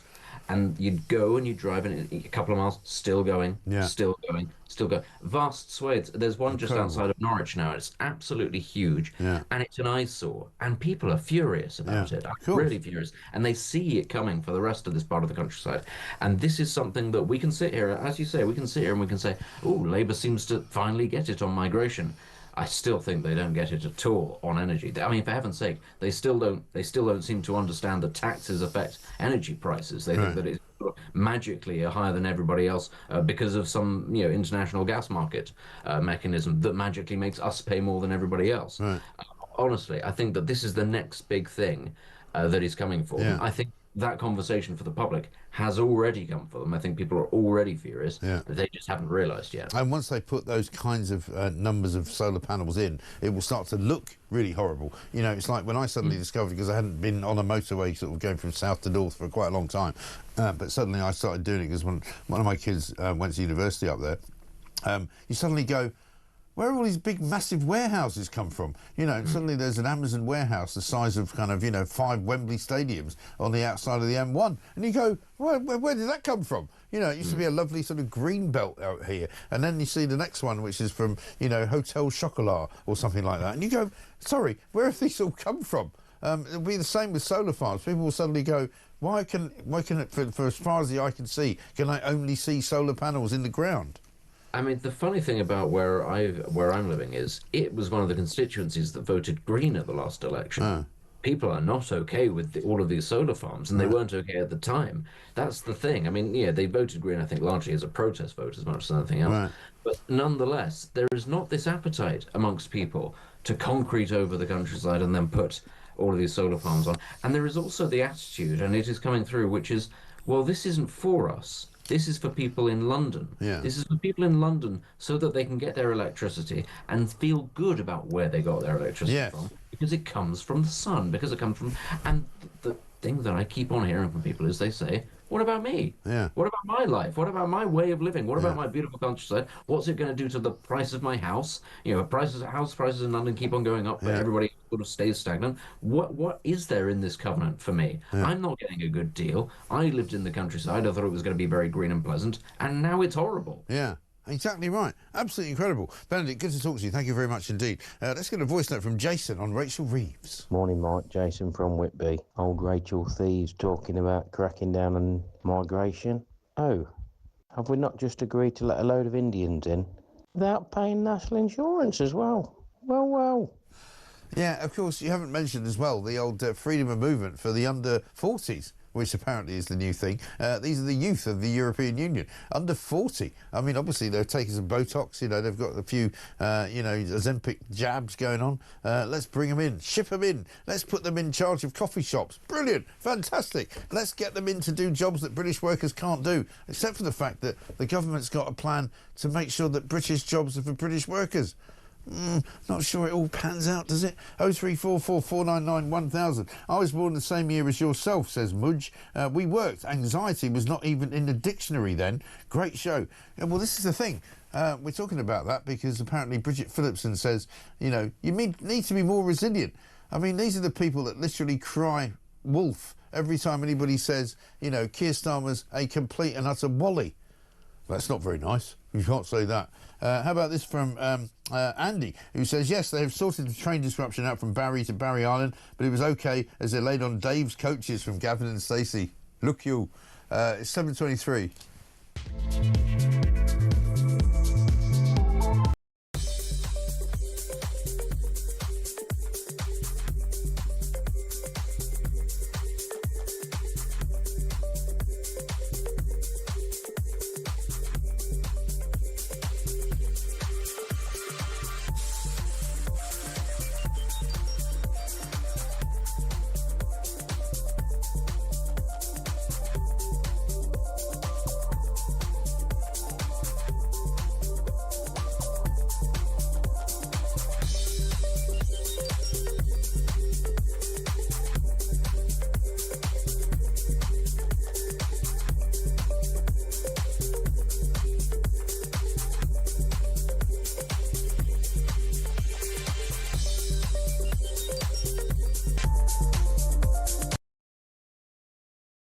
Rupert Lowe is front and foremost in that battle. And yet here it was, Nigel Farage and their Yusuf, in their pursuit to completely control reform and not able to take any form of criticism. They sought not just to destroy his reputation, they sought to imprison this man. And every fear I had about Nigel Farage and Rupert Lowe, and their Yusuf, forgive me, at that point was absolutely confirmed to me. Across the UK, on DAB+, on your smart speaker, on your smart TV, and on your side. This is Talk. Welcome back to Morning Glory, 7:25. I'm Mike Graham. How about this from Jeanette, Jan from Newcastle, says, education and resilience, it just doesn't happen. I'm a teacher, and this is a true story. One child didn't get a birthday party invite and was very upset. I was sympathetic but explained the normals of invites in a nice way. Parent complained about the child getting no invite to her head teacher, who then made the rule for the whole school that everyone in the class gets an invite, or we would no longer be able to hand out the invites in class because it's too upsetting for the children who don't get one. This has been going on for years. Crikey. I mean, I don't want to sound old, and I don't want to sort of age myself in a way which will make you think that I'm some kind of dinosaur, but, you know, I don't remember being invited to people's birthday parties. I remember going to them. I didn't particularly like going to them, to be honest. And if you're a child and you get upset because you weren't invited to a birthday party, I mean, what is wrong with you? And what is wrong with the parents who are letting the kids actually get upset about it? Tell them to just shape up or ship out. Simple as that, isn't it? Oh, I'm really sorry, little Jane, that you didn't get an invite to Tommy's party. You know, maybe Tommy just hasn't got enough room for you. You know, you just sometimes you don't get invited. The end. Let's move on. How about, I'll tell you what, I'll take you out for an ice cream. Let's do that instead, and it'll be much more fun than hanging around with a load of other kids, making a load of horrible noise and all of that. You know, it's not difficult, this parenting lark. People say it's difficult. It's not difficult. You know, you tell your kids what to have, expect in the day. You give them some rewards for when they do something nice. You take them out, you love them, you spend time with them, you take great care to make sure that if they feel bad, you make them feel better. That's your job. As a parent, I'm sorry, we don't need a mental health crisis, which is what the caption says. Dr. Melanie Garson's here, Associate Professor in the Department of Political Science at UCL and a member of the UCL Centre on US Politics. Melanie, I won't ask your view on parenting, but you're very welcome to offer it if you wish. Well, no, you're right. Love them, make them happy when they're down, and give them rewards when they do their best. Yeah. And just make them feel special, because they are special. You know, they're wonderful. Children are great. You know, they really are. But the only reason they're anxious, in my view, is because their parents must be making them anxious, because it's not the natural place that they should be in, really, is it? Well, it's anybody's game. Certainly there's a lot of anxious parents around today. Yeah. It probably trickles down. I know, probably, absolutely right. Let's talk about Donald Trump, talking about anxiety. A lot of people get anxious about Donald Trump. They see him and they go, oh, it's Donald Trump. Donald Trump, let me just give you a couple of stats, right, from his trip to the Middle East, right? In his 4-day trip to the Middle East, he's raised over $2 trillion in capital for the United States of America, $1.4 trillion from the UAE, $600 billion from Saudi Arabia, $500 billion from Qatar. The combined value of all of these investments is larger than the market capitalization of all but 3 public companies in the world, the biggest foreign investment commitment ever raised by a president in US history. Extraordinary, right? I know you and I are going to talk about the peace deal in Turkey and possibly peace talks and all that, but I mean, Trump is killing it right now, isn't he? Absolutely. I mean, it was like the trade deal, or the trade deal version of Evita's Rainbow Tour, but to the Middle East. Yeah. It was absolute, and he was accompanied by, you know, where other people, not military leaders, but all the sort of, if you want, the tech bromacy, for want of a better word. You had Altman and, you know, Arvind Krishna and Elon Musk and, you know, Jensen Huang, they were all with him. And Elon Musk was there at one point, wasn't he? Yeah. They were all there, and the objective was to get these deals over the table, as well as the people from Lockheed Martin and Boeing. It was about planes, it was about chips, it was about energy, it was about data centers. It was more than anything else. Yeah, and isn't it interesting, really, that his entire raison d'etre appears to be, and his strategy appears to be, commerce beats war. And I think that's a really interesting dynamic, which nobody's really done before, you know, and that's why I think he's being successful. And, you know, if he is able to solve the problem in Russia and Ukraine, it will be in a similar way based upon dividends that come from it, rather than actually trying to convince people who hate each other to stop hating each other, because they will always hate each other. Yeah, absolutely. And it's funny because usually you'd think that was, or traditionally in international relations, that was quite the liberalist position. These grand sort of complex interdependence or economics or trade was sort of the linchpin of what you'd think was the liberal order. People think of Trump as quite a realist president. So this is where it creates a little bit of tension, but also some respect from the other side of the aisle, particularly in the US, until it came down to the plane from Qatar, which sort of troubled a lot of people. But fundamentally, it's about having US interest embedded helps create a stabilization in the world order, and particularly countering China. Well, that's the thing, and as I say, I mean, rather than the sort of hand-wringing of the people who worry about, who's winning here, who's losing here, is a bully winning, is the victim being sort of punished in some way, if everybody ends up making money and they stop killing each other. And one of the things that people say to me is that Trump often uses the thought process of saying, I can't stand looking at these kids dying. I don't like seeing Russian soldiers being killed every day. Don't like seeing Ukrainian kids being killed every day. A lot of people sort of resonate with that because they go, yeah, I don't want to see children dying. I don't want to see my children going to war. I'd rather there was a peace dividend. I'd rather there was a peace deal. And he's sort of breaking the mould here of what used to be old-fashioned diplomacy about, we know that you hate each other, we know that you'll probably still fight each other at some point in the next 10 years, but, let's try and make a ceasefire deal work. He's kind of trying to change the way that people think, isn't he?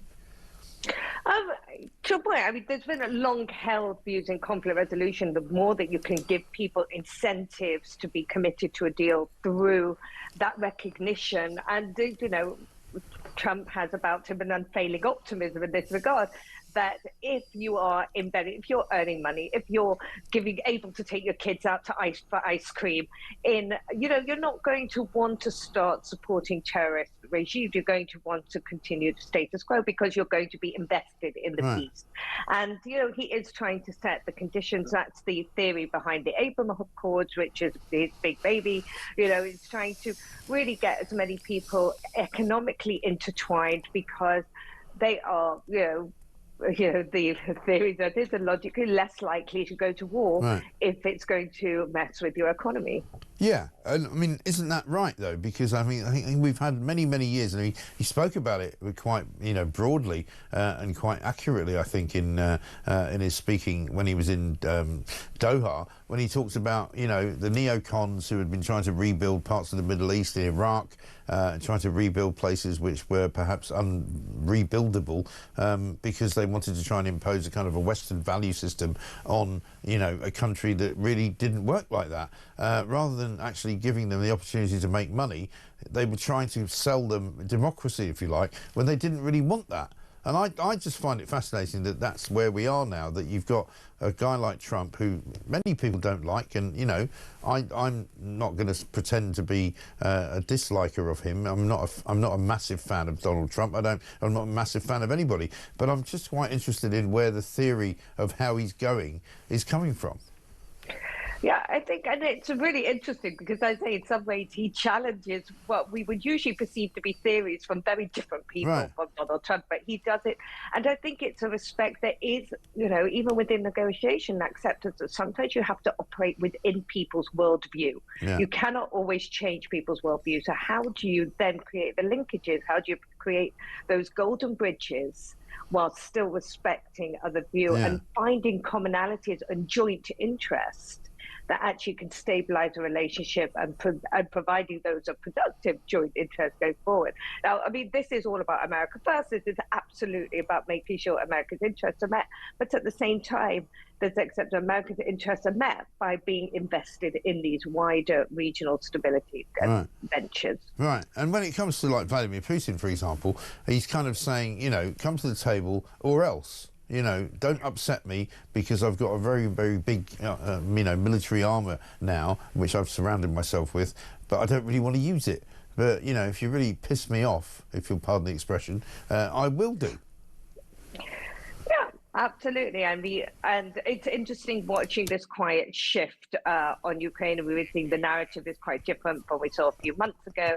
Obviously, Zelensky had to turn up in Turkey to a point. He can't be seen as not being wanting peace right now, but you know, Trump won't engage, and he said it until he sits down with Putin. But that is, you know, Putin's backed a little bit into a corner right now because he's not going to be able to continue to play the game and what he perceives to be his friendship with Trump unless he starts shifting his position. Yeah, exactly right. And Trump clearly doesn't see Zelensky as an equal, whereas he does see Putin as an equal. I mean, look at some of the stuff that we've been seeing over the last few days, you know, with Donald Trump being welcomed as he flew in on Air Force One with fighter jets, you know, which were sort of, you know, basically, you know, sort of policing the landing. I mean, it was incredible. Some incredible pictures were coming out. Margot Martin, who I think is part of the White House staff, was taking pictures of the fighter jets, and there was one picture where she was taking a picture of a fighter jet, taking a picture of Air Force One, and there was you know, just incredible stuff. And then, of course, you had the hair swinging for Trump's arrival in the United Arab Emirates. That was just yesterday.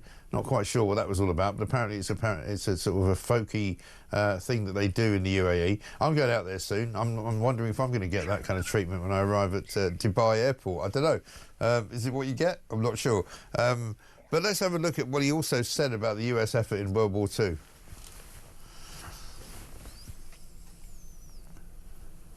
For World War I, because we won that war too. But think of it, now, we love France, right? But I think we did a little more to win the war than France did. Do we agree? You know, I don't want to be a wise guy. But when Hitler made his speech at the Eiffel Tower, I would say that wasn't exactly ideal. And I called up the president, Macron, good guy, by the way. Donald, we are celebrating our victory over the Germans. Oh, that's wonderful. No, we don't take credit for what we do. And I said, what the hell? Every country I've spoken to in the last week is celebrating the war but us. Isn't that terrible? So we're going to be doing holidays. But I said, it has to be a working holiday because, you know, you can only do so many of them. We have a lot of holidays. I'm not so sure we should have them, and you don't have to go to work. Our country has to go to work. I mean, you can't really argue with that, can you? You know, it's Macron celebrating the victory over the Nazis. They really didn't win it, did they, the French? Let's face it. That is, in some ways, you know, we talk about what Trump has that's relatable to all these leaders across the world. He puts it simply and he tells it how it is. And, you know, and that is why you ask why, you know, the jets and to be given that is the respect that's given to the leadership that these leaders perceive. Well, tells it how it is, and they can, you know, rely on deal making has always been good. Do you trust the person that you shake hands with? Yeah. They believe he'll deliver because he tells it how it is. He does. He really does. And the great thing as well is that the added bonus is it really, really upsets the lefties who really hate him and so much with the passion, and but they can't stand the fact that he's being apparently quite successful at the moment. But there we are. Dr. Melanie, thank you very much indeed. Good to see you. Have a great weekend. Dr. Melanie Garson there from UCL, a member of the UCL Centre on News S Politics. Let's get a voice note from Sean. Morning, Mike. Sean from Grimsby here. Imagine being Keir Starmer and telling the public that you're going to Albania to sort out some returns hubs, only to get mugged off by the Albanian PM who says he's not having any of these return hubs. And who can blame him, really? All he's got to do is look to our country and see what mass immigration is doing to it, and he's going to think, well, don't want any of that here, do I? You know, just common sense, Mike. Great show, mate. Keep it up. Sean, listen, I said it yesterday. You know, Keir Starmer, possibly the worst negotiator in the history of negotiators, who's accompanied by a series of people who negotiate on his behalf, or even worse than he is. Because they must have gone off ahead and said to the Albanian Prime Minister, all right, mate, listen, here's the thing. Keir's coming out, right? Very important man. He's going to be wearing his best bib and tucker, provided by Lord Ali. You know, he spent a lot of money on it. Savile Row, 7,000 quid a suit. No problem at all. He's going to wear a suit. He's not going to roll his sleeves up, which means he's not actually working. So he's going to be just, you know, dressing in a jacket. But he's going to come to you and he's going to say, look, here's what we want to do. We want to give you a load of money and we want to basically have you take some of our migrants, if you don't mind, off our hands. They won't be Albanians, mind you. They'll be from other countries and you can basically look after them for us and do what you like with them. You know, if you want to kill them, you know, or just stuff them in the ground, you know, put them in a mine shaft, put them to work, do whatever you want with them. Just take them off our hands, all right? And he goes, yeah, fine. And then when they turn up, he goes, no, I'm not going to do that. What a complete and utter shambles of a government. What a shambles of a man. Dan from Kent says this, morning, Mike, our parliament is so archaic, it still takes the whole of August off and the school half terms. In these times of crisis, it's about time parliament is open every week and MPs can book holiday time off like the rest of us. Schools too. Absolutely right. And Andy from Notts says this, I've just read an article about the discovery of kill switches in Chinese solar panels in America. China can turn off the power with the flick of a switch. I haven't noticed the British media covering this. Perhaps one of your clever people could look into it. Miliband doesn't care. He's got tunnel vision on his ideological journey. Well, you know, that's interesting that you say that, because we had the story just last week, didn't we, about the fact that if you've got a Chinese electric car, if you work for the Ministry of Defence, you're not allowed to park it anywhere near the building that you're working in, because it's filled with all sorts of eavesdropping technology, and they can actually record everything that not only you're doing in the car, but things that are being done outside of the car. And apparently, kill switches have been found hidden in American solar farms, prompting calls for Ed Miliband to halt the rollout of renewables. He's already said he's not going to import any solar panels from China if it turns out they were made under duress by slave labour. Well, of course, that's how they're all made, you complete plonker. On Thursday, the Energy Secretary was urged to impose an immediate pause on his green energy blitz to review whether the UK solar plants are also at risk. The components found in the US included cellular radios capable of switching off the equipment remotely, raising concerns about grid security. Yeah, so don't worry, the electricity grid's going to be fine because we're going to have it run by solar panels from China.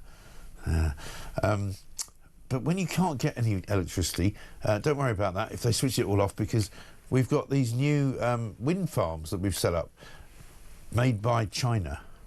Doesn't sound like a great idea, does it? Call for Jürgen. Jürgen, what's going on? We might have to speak to Jürgen soon and get him on the show. Jürgen Meyer, the head of GB Energy. What's he doing today? Do you think he's working? What's he actually up to? Anything going on, Jürgen? Hello, Jürgen. In fact, here's my phone. Yeah, call him up. Jürgen, mate, what are you doing?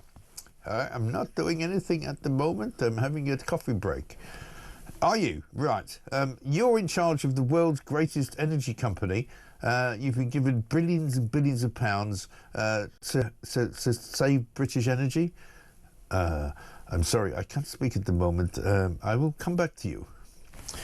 You know, it's a joke, isn't it? Complete joke. 7:43.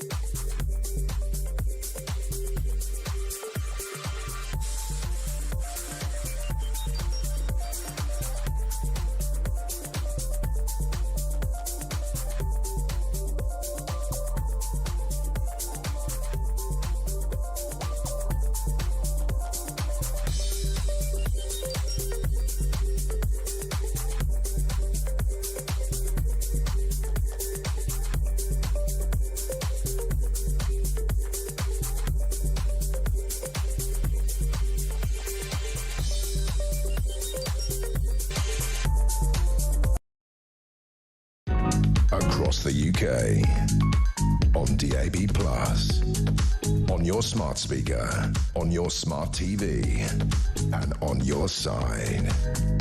This is Talk. Welcome back. I'm eating a Danish pastry, I'm afraid. I'll tell you what we're going to do is we're going to play a little clip of Rachel Reeves telling us how strong the economy is. I know that there is more to do. The cost of living crisis continues to affect families right across our country. I understand that and I hear that. But despite the challenges that we face, our economy is strong. Our economy is strong, she says. You just have a look at the people standing behind her who clearly don't believe a word of it, because the economy is not strong. Just to check it out, we talked to our favourite statistician. He is, of course, Jamie Jenkins down in Welsh, Wales. He's going to tell us whether the economy is strong or not. Jamie, very good morning to you, man. Good morning, Mike. Yeah, if the economy's strong, it's built on sand, I think. That's what we've pretty much got, Mike. Right. Rachel Reeves talking absolute nonsense as usual. Yes. How's that Danish pastry, Mike? It's pretty nice, actually. You know, I thought the break was longer. That's why I took a bite out of it. But anyway, never mind that. Listen, by any measure, you know, I couldn't believe it when I was watching, you know, what we call the mainstream media. I made the mistake of doing. Occasionally, I do it just to wind myself up. I watched a bit of the BBC News. I watched a bit of Channel 4 News last night, and they were all going, "Oh, the economy's grown faster than everybody thought." You know, 0.7% in the first 3 months of the year before the national insurance problem kicks in. You know, 0.7% is nothing. It's not growth at all, is it? It's not much, and when they're saying it grew more than expected, I think what was expected was 0.6. So it's not exactly jumped off the charts. Yeah, it's hardly a massive rise, is it?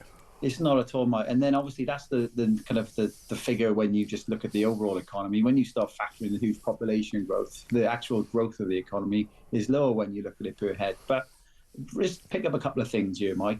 What this covers January to March. It's not the period we're living in now. Is kind of going back because obviously they've got to wait for the data to come in, and we think some of the data would have been artificially boosted because Rachel Reeves' job tax is coming in April time. Right. So some people might have brought forward some business, and we've got more up-to-date data from the ONS, and so, which looks at what's actually happening to people, because you know economic GDP doesn't really mean much to a lot of people. The main things to look at are job statistics, and what we've seen in the last kind of week or so, Mike, is that 47,000 payroll jobs were lost in March. Yeah. Another 33,000 lost in April as the national insurance. Wow, that's a big. Those are quite big numbers, aren't they?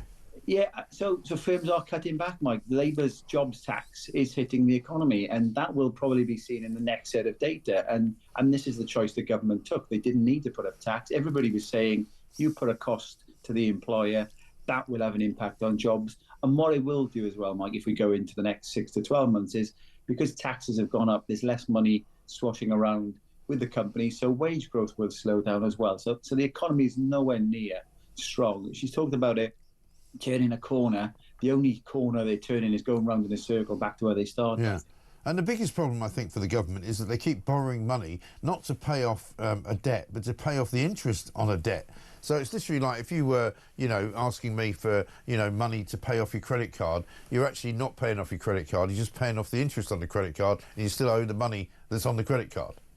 Yeah, well, imagine a household, Mike. So say, for example, you know, you go to your bank and say, well, I know I've borrowed off you for the last 10 years, and I know I've got a huge debt to give you, but can I borrow some more? At some point, the bank's going to declare you bankrupt. Yeah. And that's pretty much where the UK is. You know, successive governments for decades have been borrowing money. It's racked up a huge debt, over 100 billion in debt interest. That's the kind of stuff that could be going on investing in the country.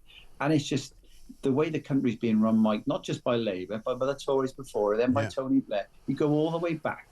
People today are paying for the debt that has been built up over the last 50 years. And they say the economy is not turned the corner. It's trundling along. These job vacancies are down as well, Mike. That's another indicator. So that's a good way of looking at consumer confidence and business confidence. Job vacancies are down, and that means that firms are cutting back. And Reeves is just not giving us the true story when she's ignoring this economic data to try and paint a good picture. No, and also one of the things she keeps saying is that we're going to be one of the best and fastest growing countries in the G7, and we're also doing an awful lot better than the rest of the countries in Europe. And then you go, well, in that case, why do you want to go and rejoin the European single market, which is kind of what they're going to probably sort of prepare themselves to do next week when there's a European summit going on in London? We don't need to be joining back the European single market, Mike. You know, that Europe has been trundling along, that the world economy has been trundling along over the last decade or so. You know, trying to align ourselves closer to the EU is just a smack in the face to everybody who voted for Brexit. And that's ultimately, they're going to pay for it at the polls, Mike. Obviously, we've seen the rise of reform, and ultimately they're going to need to disangle themselves more from Europe. Talk of, I think, Nigel Farage and the ECHR with all the migrants coming over on the small boat. So I think closer ties to Europe is not the way to go. Europe relies on the UK as well, Mike. So we've got a good relationship with them. We don't need formal kind of deals to do with with Europe. We just need to get on with things. Yeah, absolutely right. Jamie, good to see you. We're a bit short of time this morning, partly because I've been ranting and raving on too much, but there we are. Thank you very much. And he's also eating a Danish pastry. Thank you very much indeed. Good to see you. From Jeff, this one. Jürgen can surely afford a nice porter cabin and a proper sign now for his GB Energy job. Well, maybe so. Let's get a voice note from Maddie. Morning, Mike. This is Maddie from Essex. I mean, with regards to David Lammy, what a moron. Taking a 6-hour cab ride, instead of a train like Simon Calder's pointed out. I mean, to be honest, I feel sorry for the taxi driver who had to endure 6 hours of David Lammy binging on food, stinking his cab out, and he was probably thinking that who's going to pay for the clean-up bill. Have a lovely day. Bye. Brilliant. Maddie, thank you very much. Can you imagine anything worse than being stuck in a cab for 6 hours with David Lammy? Come on. I mean, you can probably do quite well on this one. This is easy. This is literally a tap-in. 87222 on the text. You can talk to us at talkTV on Twitter, and also you can send us a voice note, 0344 499 1000. What would you rather do than spend 6 hours in a cab with David Lammy? This is Talk.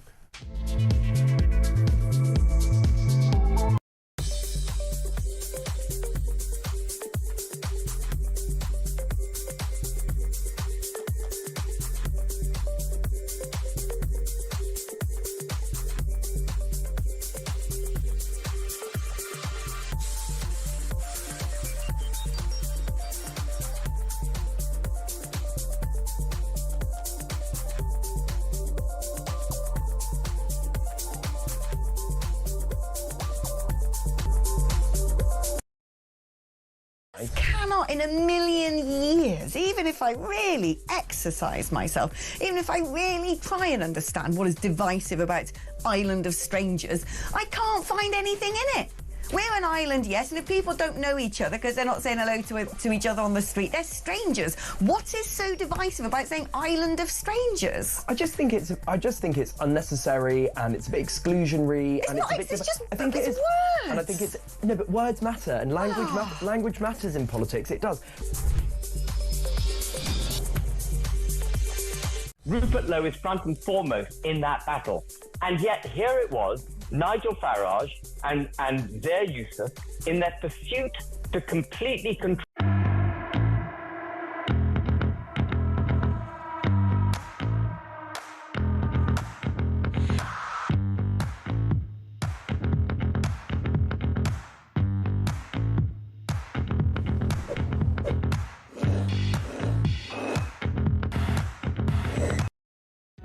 Across the UK, on DAB+, on your smart speaker, on your smart TV, and on your side. This is Talk. Welcome back to Morning Glory, 7:53. We're moving along right here. It's a big weekend. It's going to be lovely. Barbecue time, by the way. This from Hoppy. He says, morning, Mike. Sean from Cheshire. I tell you where Starmer's briefing notes are about Albania. They're in the back of Lammy's taxi in France. Keep us laughing. Very possibly so. Now, just before we speak to Angela Levin, she's going to like this. Royal biographer, our favourite royal biographer, of course, and Prince Harry's biographer, mind you. Kevin O'Sullivan last night, or the night before, decided he wanted to bring in some of Meghan's jam. He actually ordered it online, managed to get some, and here he is actually looking at it and tasting it. This is, as ever, you know, Meghan's lifestyle site. I must say, it's quite nice packaging. I'll give it that. Nicer than I thought it would be. Ta-da! Yeah, I mean, it doesn't overwhelm you. Here we go, the magic moment. It is very thin, I'd say that, but there are a few lumps in it. Let's go.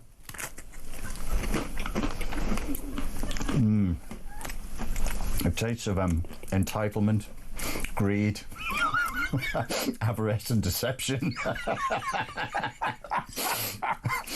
Well, we've got it on crackers here, so we probably should have put a bit more on. So I'm licking it there because with the cracker and the amount, the stingy amount. Let's bring a bit of salt. But I mean, I'll be fair. That's quite a fruity taste, isn't it? It's tangy. It's nice. Yeah, it's not bad at all. It's all right. Yeah, I mean, it's all right. I mean, nothing to write. It's not worth $14. Brilliant. Another reward coming for Kevin O'Sullivan in his show there. Why is he licking the cracker? What's wrong with him? Anyway, Angela Levin's here. Angela, sorry to show that to you. That's probably quite embarrassing for everybody concerned, really. But apparently quite tangy, a bit watery, and very expensive. Meghan's jam. He liked the packing, and Meghan said wherever she went that she'd spent days and hours and all night working out what a package would be the best way. Yes. And so she's done something that he likes, so that's good. Well, that is good, but I mean, I'm not sure I'm going to bother actually logging on to some website to organise myself to pay, you know, whatever it is, 10, 15, 18 quid or something for some jam that I could buy in the supermarket for about a quid, 2 quid or something like that. Well, from King's Charles, he's got wonderful jam. He has indeed. I mean, and the money goes to charity, so yes. Not into Meghan's pocket. Not into Meghan's pocket. But isn't it funny that this week alone, she's made the news once again, not only for being the most unpopular that she's ever been in the United Kingdom, which is not surprising, but also because, wouldn't you know it, she's reached out to Brooklyn Beckham, who is also apparently out of favour with his family and his father, thanks to a rather, shall we say, irritating wife. Yes, I think that's really funny. It made me laugh because I wondered about all these things. Is Meghan doing that because she's setting up another career for herself, that she can advise people who are having problems with their with the in-laws? Yeah, no, in-laws, anybody, parents. I mean, that's one thing.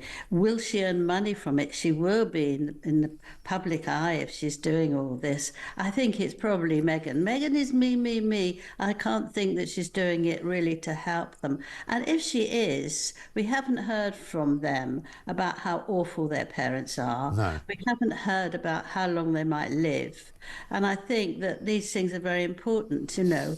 She said we've got lots in common, but all they've got in common is loads of money. Right.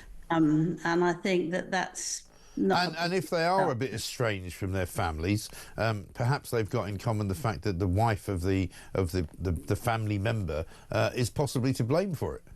Well, if it is, their relationship won't last long, will it? Because they'll be fighting for who's getting the meal layer. You know, I think it's so ridiculous. Yeah. To invite them for dinner and to try and be kind. They were very kind, apparently. Well, what do you think? You invite people for dinner and you're not kind. But if they tell them what to do, I mean, as you see with Harry, is plummeted in publicity. Well, that interview that he gave, which he obviously thought was going to be his sort of cri de coeur, his last kind of, you know, statement before the next stage of his life. You know, my dad doesn't talk to me. It's all because of this security thing. You know, I don't know how long he's got to live. I mean, it's despicable, really, wasn't it?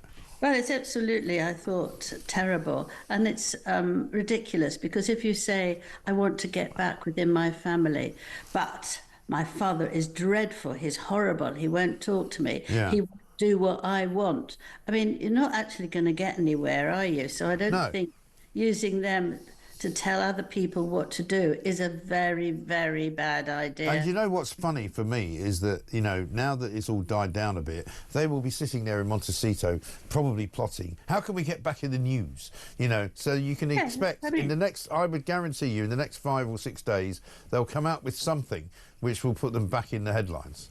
Well, she'll either start talking about what they talked about, which would be leaking stories about the parents, because she's got no sort of understanding that you don't do that. No. Maybe she'll say about someone else she's going to help.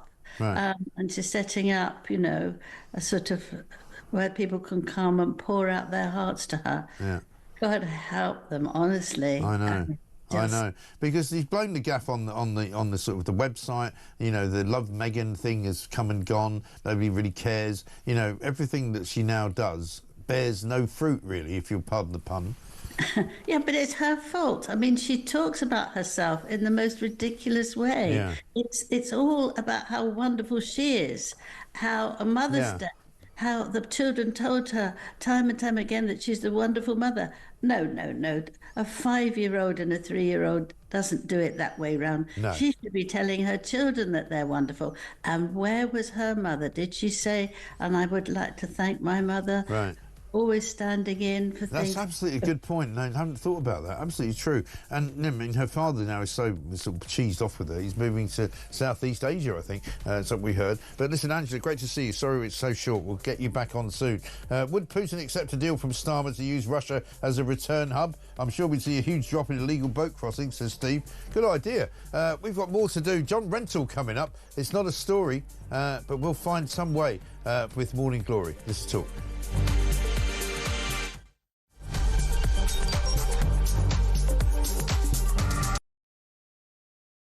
Good evening and welcome to Plank of the Week. It's the one show where you do not have to be worried about judgmental people because we'll do all the judging for you. Let's just have a look at how Humphrey Useless is now spending his time. There goes your career, mate. Over there a bit is over towards where all the migrants come in. He's jumping there. There he goes. He goes over the bar. Hello, and lady. unfortunately, it catches on his Johnson. If he's plank of the week, he's got a sizable plank. Yes. That's a whole different show. Plank of the Week, Fridays at 7 on Talk.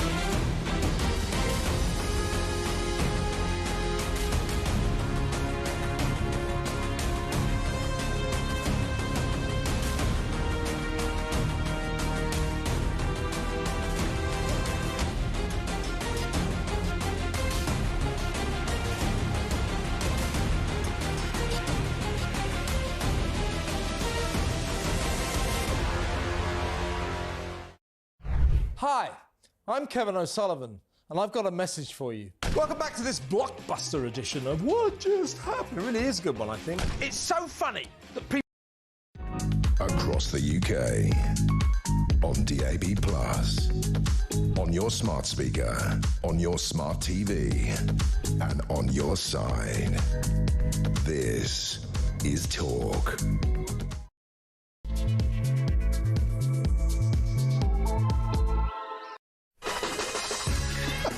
Sorry, just laughing about the news there. Coming up to 4 minutes past 8, Dopey Hinduji. Apparently he's back on the Sunday Times rich list. I'm pretty sure it's Hindu Jar. I don't think his first name is Dopey, unless he's one of the 7 dwarfs. You know, the Hindu Jar family, 7 of them. Dopey, Sleepy, Grumpy, you know, angry, whatever it is. Anyway, we'll come back to that. We're going to talk this morning about the Prime Minister's humiliation. He went to Albania yesterday, and you would think he went to Albania because he had a reason to go there. Yes, there was supposed to be some kind of, you know, pre-European Union summit, which he was going to do the next day. But actually on the first day, he was supposed to be going there to do a deal with the Albanian Prime Minister, a man who is no fool, by the way, a man who knows precisely what he's doing, who did a deal with Rishi Sunak about taking back some Albanian prisoners who had come to this country and committed crime and were locked up for a reason, and then they were deported back to Albania.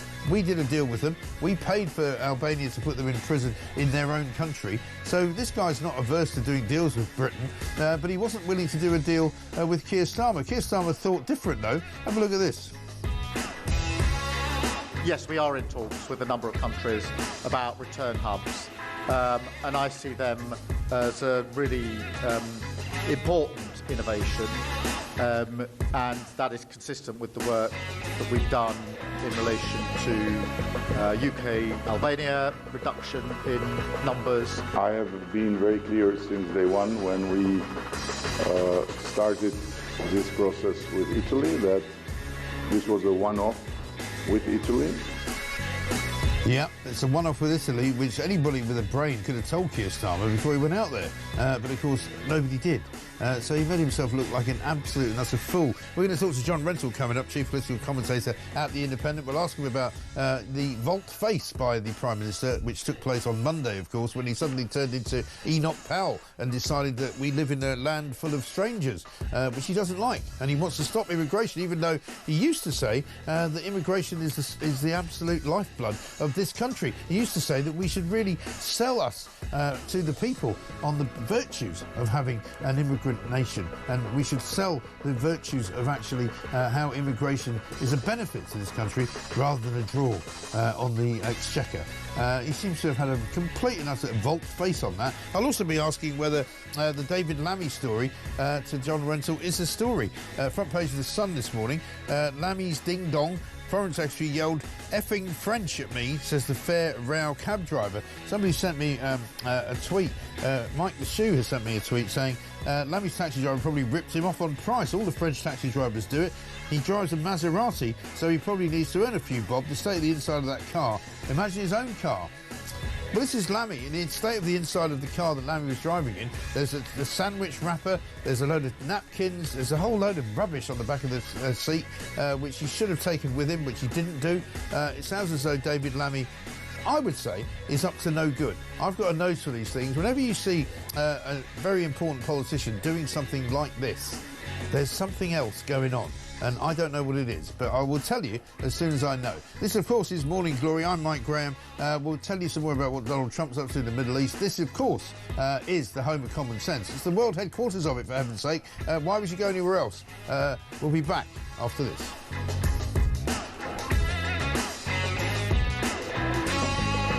Matt in Hove says this, Mike, the migrant return hubs are just noise. This useless government won't send anyone there. The only way to stop the sodding boats is to stop the benefits. Stop giving people who land at Dover Beach a bloody hotel, phone, money, food, new clothes. It's madness. No other country does it. We are a laughingstock. I think that's quite right.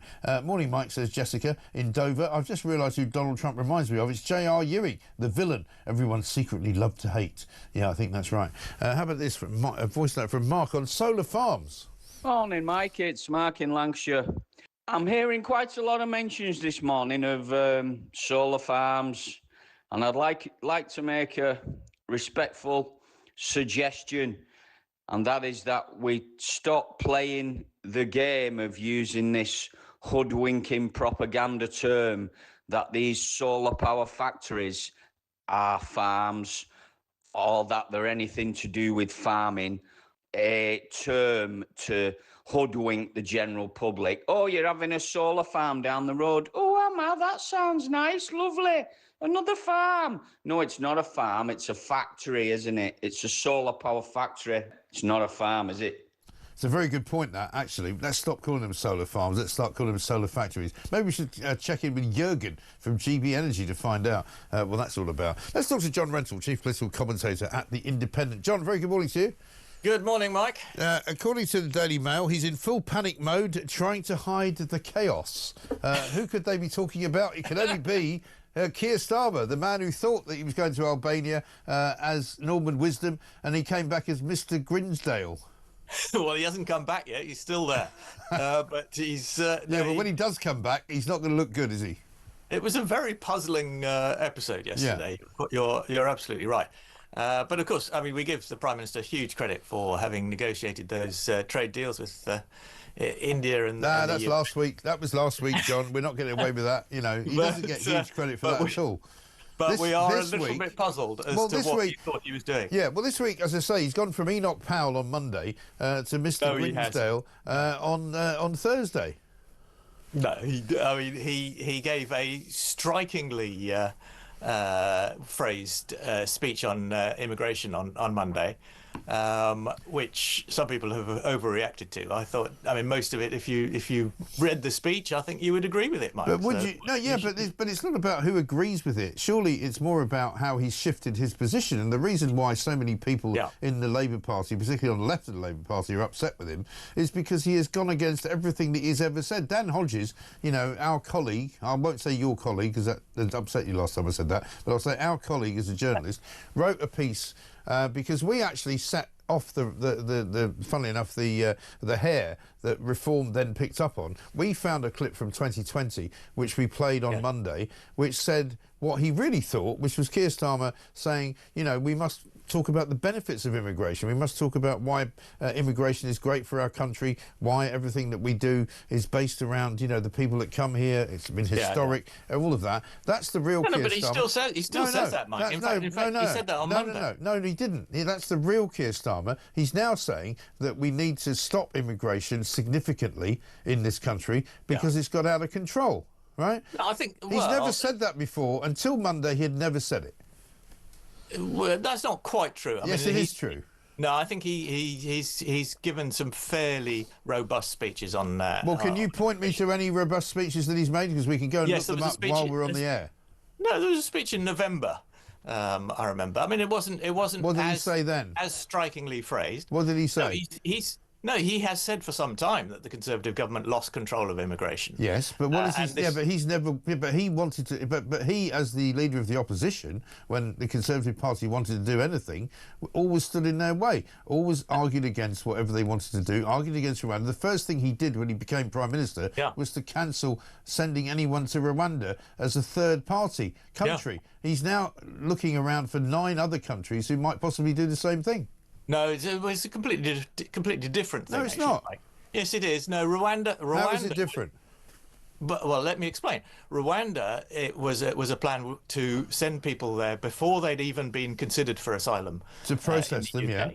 So that they could apply for asylum in Rwanda if they wanted to. If they were refused refugee status in Rwanda, then they'd be stranded there. They'd have no recourse to the UK.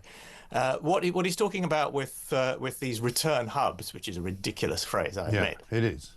Is detention camps essentially in offshore, abroad, where people who have applied for asylum in the UK and been refused will be sent because the idea is that will be. That they will be so fed up they'll then just give up and go home. Yeah, but he's not also. But he also is not providing any solution for those people if they are refused once they go back to those countries. Say, for example, Serbia is chosen, right? If you send somebody back to Serbia, it's not clear what happens to them afterwards, right? Now, if the tourists, they would go to a detention centre. No, he's saying they sort of make their own way back to their own country. That's what he's basically saying. Yes. But there's no provision for them to do so. No, but that's the point. The point of this: these are people who the UK can't get rid of because they refuse to. But why can't we just deport them? Because the countries Well, either they refuse to say where they're from, right, or the countries that they are from refuse to take them. Right. So it's a pretty heartless. It's a pretty heartless policy, wouldn't you say? But well, the problem with controlling immigration is that yes, there are some very difficult decisions that have to be taken. You have can to feel free to put people on planes who don't want to go. Feel free, John, to agree with me. It's a heartless policy, isn't it? I don't object to being heartless. I'm just saying it's a heartless policy, which is why so many people in the Labour Party are against it. No, I don't think it is. I mean, it depends. It's not heartless. Well, it's not heartless to drop somebody in a neutral country where they've nowhere, where they have no friends, no family, nowhere to go, no language skills at all, and they're supposed to make their own way home. Yeah, no, but if they've got no right if they've got no right to be in the UK, then listen, I've been saying this for a very long time. That I couldn't give a stuff whether these people get treated badly or heartlessly. They shouldn't be here. Kick them out, send them anywhere you like. But what I'm saying is that in the past, a human rights lawyer like Keir Starmer has fought viciously and very vehemently against that kind of policy. Now he's in favour of it. Yeah, no, and that is a real problem that he. It's a real problem. But I think the important point is that he's right now and he was wrong before. So you were against when he was defending immigration as being the heart and soul of this country, and when he said that basically that's a different point, Mike. No, hang on, no, it's not. When he was championing the idea of immigration, when he was making sure that people who were dangerous criminals could be kept in this country so they couldn't be deported back to their home countries because they might be treated badly, you thought that was wrong, did you? I didn't agree with that, and he was quite wrong to sign that letter to try and stop those criminals being deported to Jamaica. I think it was. It was. They were removed from the plane thanks to him. Well, absolutely, and I thought that was wrong, and I thought that was an example of the kind of difficult decisions you have to make in order to have a fair. Okay. All right. Let me ask you the next question then. But Mike, you quoted the separate point, which is that immigration, has contributed to this country, and he continues to make that point, and he's right. I mean, that controlled, fair immigration under strict rules is a good thing, and we should be in favour of. Of course. But what was bad was the Conservative government losing control of immigration, and because people were frightened to nearly 1 million in a year. Yeah, because John, people were frightened of saying immigration is not always right. Because again, I've never said, for example, that immigration is wrong. But we saw a sort of flurry of these lefties on social media going, my father was an immigrant, he came here in the 1930s, he fought his way up from nowhere, he didn't speak English, I'm now the subject of the next generation, I went to university, I'm now a lawyer, all of these bozos who think that that's the same thing as a guy coming from Eritrea, with a machete, who's willing to chop your head off in order to get a job working for Deliveroo. It's not the same thing. Of course. And nobody with any brains would say that immigration is bad, but everybody with a brain would say that certain types of immigration are wrong. Yes. And unbridled immigration from people coming from lands where, cultures are not necessarily, immutable with ours and who are coming here to do us harm is a bad idea. Well, no, they're not. They're not coming here to do us harm. I mean, they're coming some of them are. Because they want a better life. And because that's also not great either. Just because somebody wants a better life, as I've always argued, isn't a reason why we should let them in. I'd like to go and live in Piers Morgan. I completely agree, and so does Keir Starmer. Yeah, well, now he does, but he didn't used to. He didn't used to think that, and that's why I'm going to ask you the $24,000 question. Do you believe that he has actually changed his mind, or is he just being operated up the back, ventriloquist dummy-like, by the genius of Morgan McSweeney, who seems to be less and less of a genius as time goes on? Well, yeah. I mean, I think that's an absolutely fair question. I suspect there are two Keir Starmers. I mean, I think there's several.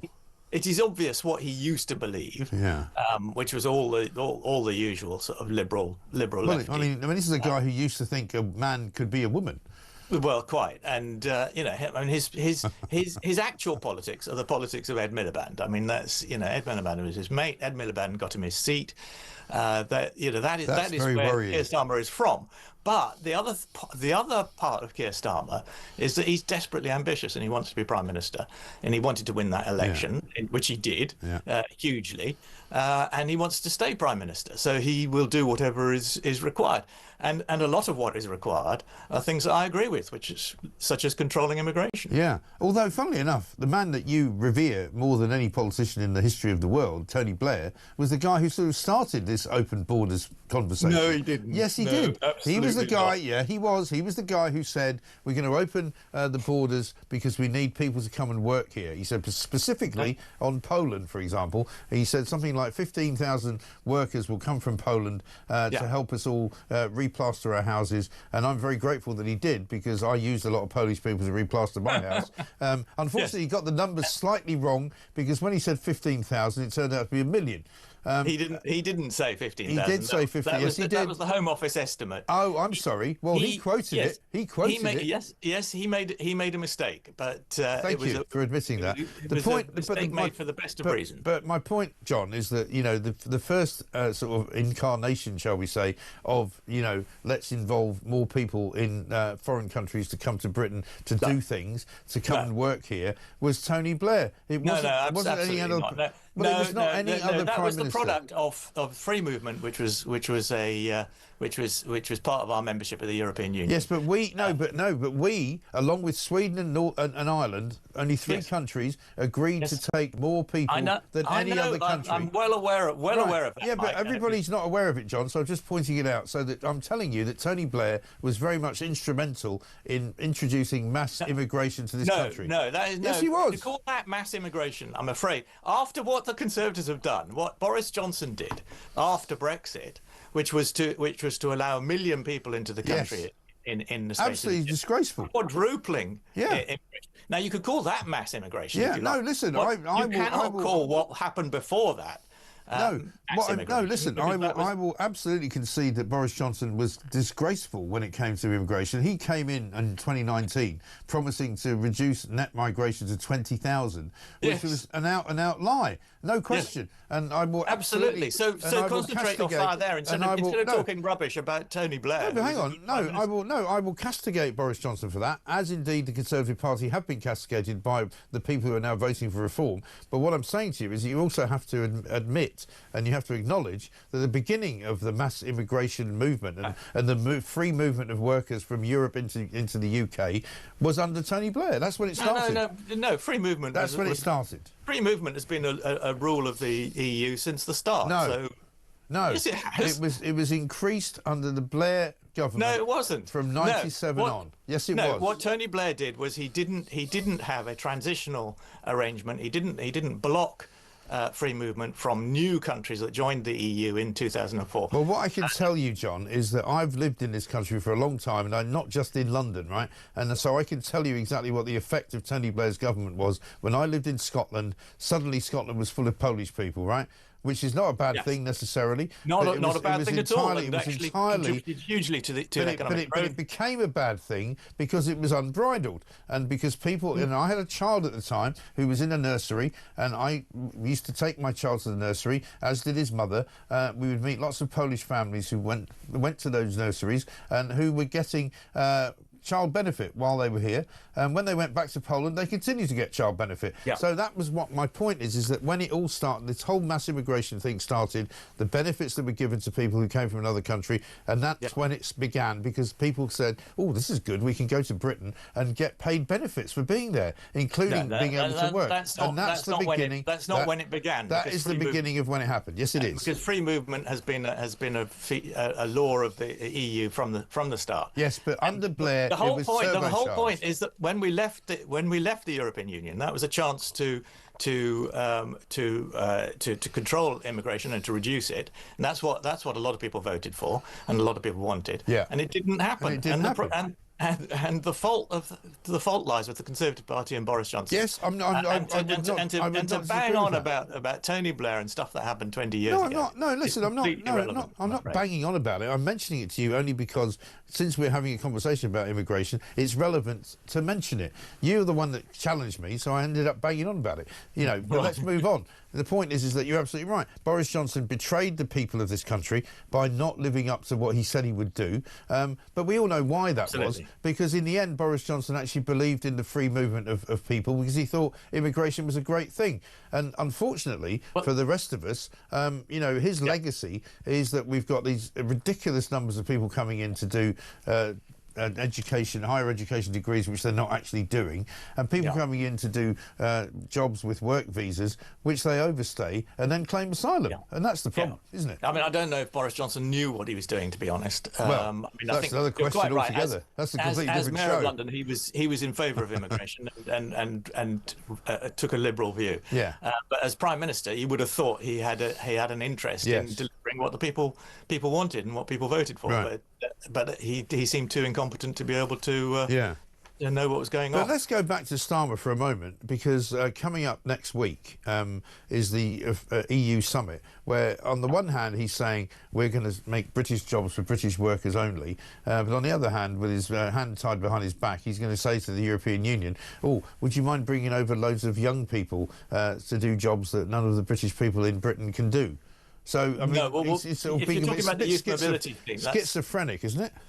Yeah, well, we'll see. The youth mobility scheme seems to have unravelled at the last minute, and I'm not quite sure what they're going to agree. But what the British side were proposing was a scheme where young people could go to the EU from the UK, and the same number of young people could come to the UK from the but there's EU, no numbers. In which case, it would have no net effect on the. No, but there's nobody's mentioned any. That would be a good scheme. But nobody's mentioned any numbers, and you know as well as I do, John, that young people from the UK do not really go to the EU in mass numbers. They only go because they're they used sons. to. No, they don't. They're the sons and daughters of the rich who go and work in ski chalets and fancy a year in Barcelona that Daddy buys them a flat to live in for. Nobody goes to the EU to work because they don't speak the languages unless they're posh. So at the end of the day, what you get is a load of people coming here who are newly welcomed into the EU, shall we say, and that's what's going to happen. And we can talk about this 6 months down the road because it will. Loads of people who, for example, have been granted German citizenship who have only been there for about a year and a half and have come from Eritrea. That's what we're going to get. Well, we'll see. You don't have to see. I'm telling you that's what's going to happen. What's actually proposed on Monday. And then we'll see how that works out. Well, Starmer is proving himself to be possibly the worst negotiator of all time. And if he's got any kind of negotiating team with him, he'll give away the fishing rights to this country, and we'll end up having government by Ursula von der Leyen.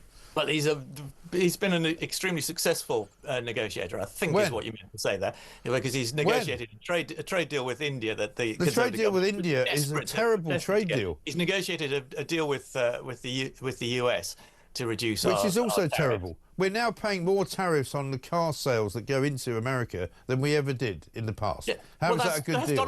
That's Donald Trump's fault. Yeah, but how is it a good deal for us? What Starmer has achieved is to reduce those tariffs. No, and thereby protect British interests. No, Donald Trump has done what you would not fall for. It's like me saying to you, I tell you what, next time you come on my show, I'm going to charge you £50, right? And you go, well, that seems a bit harsh, doesn't it? But I'll come on anyway. And then when you start sort of balking at it, I'll go, I'll tell you what, you can do it. I'll just charge you £10. And then that seems like a good deal. You're still paying £10 more than you would have been paying before. No, you're absolutely right. I mean, there's a wonderful cartoon by Morton Morland in the Times, which had Donald Trump pushing Keir Starmer into the water and then generously pulling him out again and expecting Starmer to be grateful. Listen, I mean, But the point is that Keir Starmer has negotiated reductions in those tariffs that other countries haven't. Well, he's been made to feel like he's done that is in the British interest. No, however, he's been made to feel like he's done that, but actually, you know, the guy holding the strings at the other end of the road, you know, it's like a ticket tout. He's going, look, I wanted to sell you it for 100 quid, but I've given you it for 75. The face value is only 25. We're running way over. I'm in lots and lots of trouble here, but I can't let you go without asking you about this. You know, David Lammy. What's going on with this story? Well, that's an extraordinary story, isn't it? That's a very long way to go in a taxi, I would say. Yeah, it really is. Incredibly uncomfortable. Overnight, trying to sleep in. I mean, was it a Maserati as well? Extraordinary. Yeah. I mean, I spoke to Simon. I'm surprised, but I'm not surprised. Yeah. That you of course believe the taxi driver and not the foreign secretary, whereas you know I would tend in the other direction. Well, what I said was that you know, your colleague Simon Calder and I had a conversation. He said it's a perfectly good train that runs from Bologna into the Swiss Alps, which you could have taken overnight. You get a nice sleeper, probably a lot cheaper than paying, you know, 600, 700, 1,500 quid whatever he paid. But my question is that he's supposed to have round-the-clock protection from, you know, all sorts of key security people, and yet here he is getting into a car. Whose taxi driver is substandard, maybe possibly suspect to say the least, who drives off with all his stuff, and included in all that stuff is diplomatic sort of sensitive material, which is left in the back of the car along with a sandwich wrapper. I mean, it's all very weird. Well, you know what it reminds me your of? complaint is that he didn't spend enough taxpayers' money on Well, was it taxpayers' money or was it? Well, we don't know. Paying for his own holiday, I don't know. Well, that's the thing, we don't know. All I can think of when I read this story is Ron Davis. You know, when he was found in Clapham Common doing something very odd, and everybody went, "What's he doing there? How's he ended up in somebody's flat?" And I just think, and you know, I'm not suggesting for a minute that David Lammy was up to no good, but I'm saying there's a lot of questions to be asked here about what he was doing. Well, I think he was going on holiday after meeting the king in Italy, wasn't he? But he was on an official trip with the king. Yes, and then presumably this was a private, personal. Yeah, but it's almost like, you know, if you were going to do that, if I was going to do something like that, right? Say, for example, I was ordered to go to America for a meeting with the bosses of News Corp, you know, and I decided after that I might want to go to Connecticut to visit my sister. You know, I wouldn't suddenly go, I know, I'm going to get a helicopter. Because, you know, I didn't know I was going to have to do it. It's just mad. It seems mad. It seems crazy. Anyway, listen, John, I've got to go. I'm in terrible trouble. We've run very late. But thank you very much, as ever. Chief Political Commentator for The Independent. I think we agreed on some stuff there, but I'm not sure I agree with John about Keir Starmer or Tony Blair. You know what makes sense. I do. It's 8:30.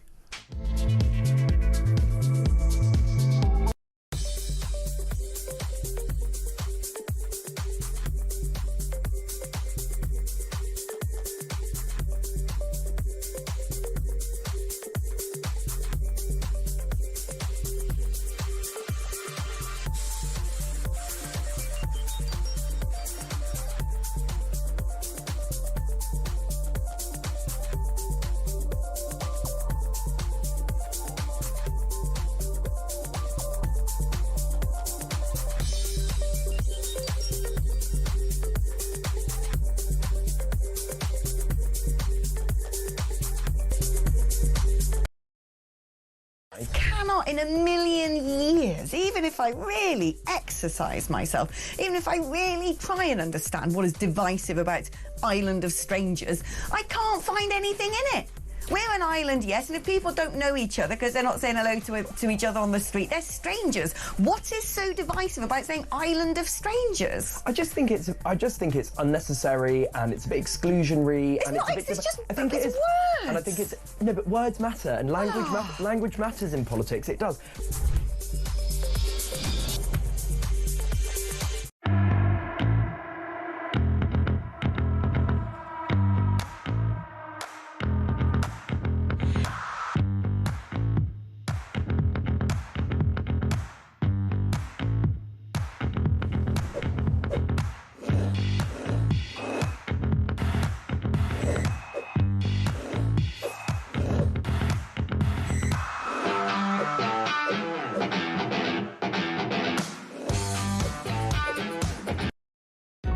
across the UK, on DAB+, on your smart speaker, on your smart TV, and on your side. This is Talk. Welcome back to Morning Glory, 8:33. Is it 8:33 already? Blimey. A big weekend coming up. It's going to be lovely barbecue weather, by the way. Mark says this: I love Mike and John Rentoul's skirmishes on Talk. It's fun, great radio. Don't agree with most of John's points, but that's fine. It's a civil debate, which is what it should be about. Well done, both. Well, this is what we do here at the Home of Common Sense. We talk about things which not everybody agrees with each other, but why would we? You know, surely the point is that you can have a decent and honest debate with people who disagree with you. And according to Chris, he says, Mike, again, you're right. John Rentoul's wrong. Blair had an open door policy and he allowed everyone to come into this country. Absolutely right. Let's talk to Ben Habib, because he's a man that knows a thing or two about the European Union, and I'm sure he will agree with me that it all started with Tony Blair and it hasn't got any better since then. Ben, very good morning to you. Good morning. Tony Blair is the purveyor of all evil. Everything we suffer in this country at the moment is as a result of Tony Blair laying the foundations for it. I mean, I'm not even joking. I mean, I think the man is the personification of the devil when it comes to the Constitution of the United Kingdom. Yeah, Awful I mean, man. He did change things in a way which we didn't even know. It was almost like one of those movies where this is a guy who puts these sort of sleeper cells into things that will only you'll only discover it like 10 years later, like the Supreme Court and all of that. You know, Peter Hitchens talks about it all the time. He says, you know, we didn't really know at the time, except he did, what damage he was doing to our constitution, to our sovereignty, to our ability to govern ourselves. And, you know, this is where we are. And Keir Starmer is dragging us now back in. I know that we can talk about immigration and Keir Starmer, but let's talk actually about next week, because next week is going to be a European summit in London where Keir Starmer is about to sell Britain off once again for the purposes of his own ideology back into Europe. Absolutely. I mean, we never left Europe, of course. If we had properly left the European Union, he wouldn't be able to take us back in. It's because that we've been sitting quite closely alongside the EU, particularly Northern Ireland, and in areas like state aid, competition, environment, employment law. We've been tracking the EU quite closely. And of course, they've infected our fishing waters as well. You know, they send their horrible factory boats in to hoover up our fish and damage our marine environment. All this has been going on since we ostensibly left the EU. But the problem with Starmer is that he is, like Blair, a complete Europhile. He doesn't see the governance of the United Kingdom through a prism of delivering prosperity and protection and celebrating everything that's British and prosperity for our people and so on. He sees governance through the European Union. And he was in favour of a second referendum. He would have reversed the vote in 2016. He would have ignored the vote, given half a chance. And I think the really telling thing was that as recently as September 2023, he was in Montreal when he thought he was off the cameras, but he was being recorded. And he said that if I ever become Prime Minister, I will align the United Kingdom so closely with the EU, no one will be able to tell the difference. And that's precisely what he's doing. You know, under the cloak of a need to now cooperate, as he calls them, our European friends and partners in defence, we're going to have to be nice to them, hand over more of our fishing waters to them, give them greater rights, allow freedom of movement, align ourselves with sanitary and phytosanitary EU regulations, allow the European Court of Justice to have even more say over the United Kingdom. That's the kind of line he's going to take. And the reality is, Mike, that there's no good going to come out of any of the arrangements that he calls his reset. It'll be giving away of more sovereignty from the United Kingdom, removing our borders when it comes to the youth of the EU, which is just a thin end of a wedge, which will then allow greater freedom of movement with the European Union. That's bound to come later down the line. He'll give up even more of our fishing waters. You know, our fishing waters used to produce in 1913 something like 3 million tons of fish. and now they produce under 1 million tons of fish, much of which is taken by the European Union, and very, very damaged by the EU common fisheries policy. It would be better, I'm digressing, but it's a really important point actually, it would be better for us to eject the European Union boats out of our fishing waters and not fish the waters at all, and let the fish replenish over the next few years. Anyway, he's not going to do that. He's going to give them more rights to come into our waters for greater periods, taking greater catches. Everything is going to be a sellout. Everything is going to be a sellout in this reset. Yeah, and I don't wish to be too over-dramatic here, but I see the European Union, the more I think about it, like Spectre. You know, this kind of, nasty, awful sort of criminal gang which is organised on a multinational level in James Bond movies, right? And you see, Ursula von der Leyen's not a very convincing, bad guy, but she kind of is, because they're so protectionist, they're so irregular in the way that they operate, that they are like a sort of protection racket. And if you don't do what they want, they will punish you, as they punished us for leaving the European Union back in 2016 for the vote to leave, as they punished us ever since. And now, as we're seeing, with Starmer even like going there cap in hand, he's getting his arse spanked, quite frankly. Literally taking him and kicking him around and going, well, it's all very well if you want to come back in, but we're going to demand even more from you. For example, as you say, the freedom of movement is not just the freedom of movement for people under 30, it's now people under 40, and now they're saying they want any kids who are coming here to go to university to get reduced university fees, and then they want even more fishing rights, and so if we give them that, which he probably will, because he's the worst negotiator in history, we'll end up having to they'll be asking for even more, won't they? Yeah, I'm not even sure he is a bad negotiator. I think he will do this willingly, Mike. It's in his ideology. He's going there in order to do what he thinks is in the interests of global prosperity, the European Union, and his desire to be as close to the European Union as possible. Yeah. And you're absolutely right. The EU is an evil organization. It wouldn't recognize our legitimate democratic right to leave the EU pursuant to its own rules.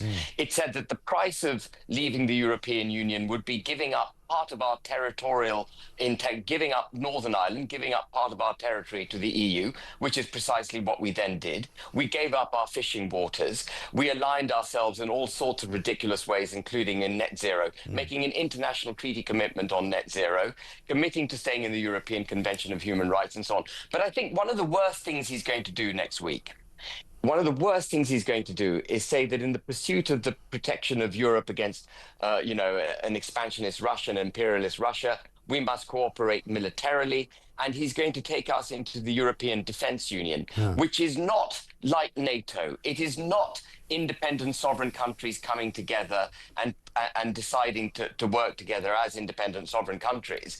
It will be the subjugation of British military to Brussels direction. It will be the acceptance of all EU foreign policy. We will not be able to challenge the EU on foreign policy. We will be subsumed into an interoperable European military. That means we won't have an independent defense. We won't be making decisions for the defense of our own country. That's how damaging it's going to be, Mike. And people haven't really woken up to this. I've been saying it for a bit, but somehow defense, as critical as it is to our nation, somehow it doesn't capture people's attention. But, if I could shake the United Kingdom and say, please wake up, we're about to give our military away to Europe. It's absolutely abominable. Yeah, it really is. And you have no confidence, do you, as I don't, in Keir Starmer managing to keep a hold of what is true and sovereign to our nation. Ben Habib, I've got to run. Sorry. I'd love to talk to you for more. We'll get you back on for some more time very, very soon. Former Brexit Party MEP, now in charge of his own organisation, of course, as well. We've got more to do. We're going to talk about assisted dying coming up. And also, the Sunday Times Rich List is out, and we're going to be telling you a sneak preview of what's coming up on it this weekend.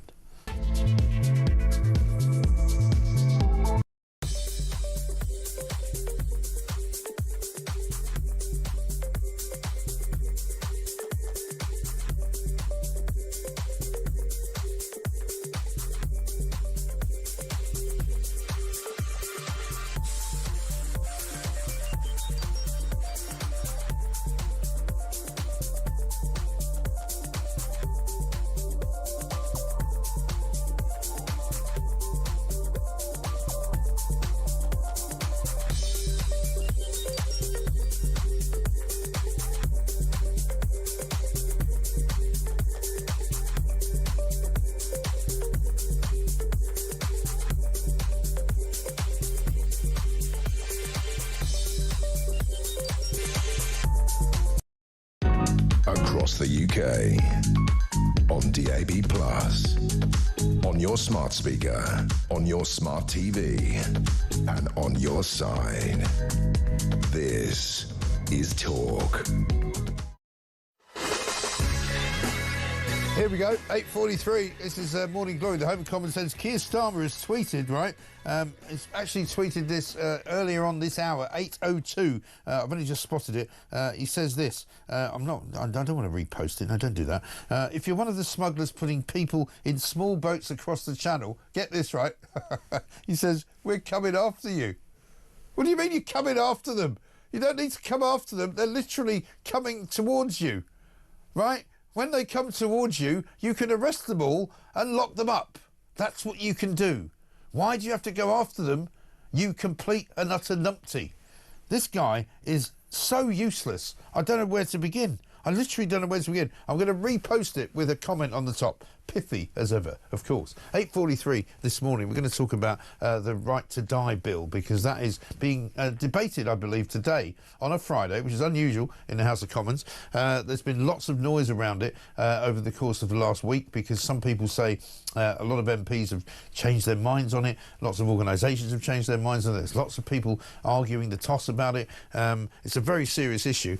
We've got Rabbi Dr. Jonathan Romain, who's a Religious Alliance for Dignity in Dying, first up, and then we're going to talk as well to Stephen Green, National Director of Christian Voice. Dr. Jonathan, a very good morning to you. Welcome. Good morning. Thanks very much for joining us. I think I know your view on this, but for those of us who haven't, or those of our viewers and listeners who haven't heard about it, you're against this bill, I think, are you not? Or you... No, absolutely the opposite. Sorry.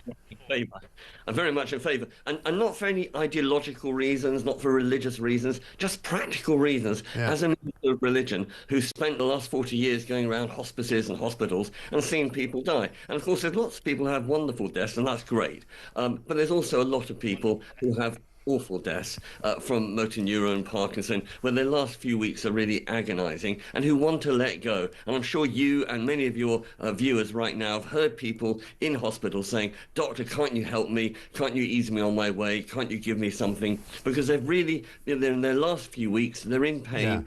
Yeah. And in whose interest are we forcing them to stay alive? So in other words, if they are terminally ill, they have to be terminally ill, so they're dying already, and they want to let go because they're in pain or whatever, then this bill is about saying, yes, you've got that option. Yes. We all want to have But is the issue not, though, Dr. Jonathan, whether or not a judgment is made as to not necessarily whether somebody is terminally ill, but whether there's a loophole somewhere in this bill which will mean that people will possibly be able to exploit it? I mean, I tend to believe your side of the argument, which is that, you know, we're all relatively sensible individuals, we're all reasonably competent at knowing when somebody wants something that they should be able to be granted it, you know, freedom of choice and all of that. But are you absolutely sure that there isn't a loophole somewhere in this bill which would enable anyone who might be, shall we say, with malice aforethought, thinking of doing something else? I'm pretty confident that there aren't any loopholes, partly because doctors are already trained and they will have extra training to spot coercion, partly because there's a 14-year penalty if you are found to be influencing or guilty of coercion, and also because, frankly, this isn't a leap in the dark. You know, this is very closely modelled on what's happened in Oregon. Yeah.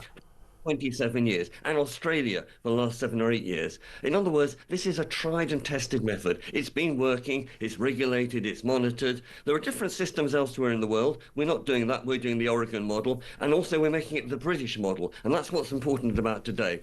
MPs saying, this is our template, how can we make it as good as possible? So yes, it avoids any loopholes, but it also allows those people who want to let go. Now, frankly, most of us will carry on to our last breath. Yeah. Those people in agony, we've got to give them that option, that right, that choice. It's their death, their body. Why can't they have that right to let go if they so wish and if they are dying anyway? And to me, that's common sense. You know, it's about giving people choices and autonomy. Right. And of course, we've got to make the law as robust as possible. And that's what today's about. You know, looking at all the fine details. So, for instance, there's been a lot of fuss about the bill will no longer be supervised by a High Court judge. Well, actually, that's an improvement, because instead there's going to be a panel of 3 people, not just 1, 3 people, and not just a lawyer, but also a psychiatrist and a social worker who can look at the person from all sorts of different angles. So they're really making it as strong and as robust as possible. And I've got, frankly, as I say, it's not ideological. I'm not coming at it from a set view. I'm talking about real people and real life. And I think it's...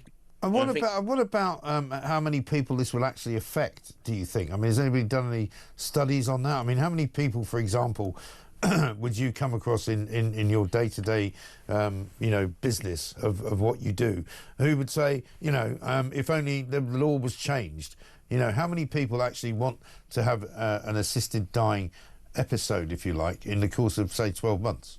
I can give you a very exact answer, because the government did an impact assessment, and they reckon there's not going to be an avalanche. It'll affect 0.7% of all deaths in any year, so less than 1%. And actually, how many people is that, though? I don't know the exact number, to be very honest, but I know that, funnily enough, that also corresponds to exactly what's happened in Oregon for the last 27 years. Yeah. I think 0.8%. Again, we're not going into the dark. We know exactly what's going to be happening. And frankly, there will be a cry of despair and sorrow and disappointment across the country if this law doesn't get passed. Because there's a lot of people who want to have that option and who say, if I am, I want to carry on to the last moment, but if things get really pear-shaped, I just want to know that I can let go gently if I... Yeah.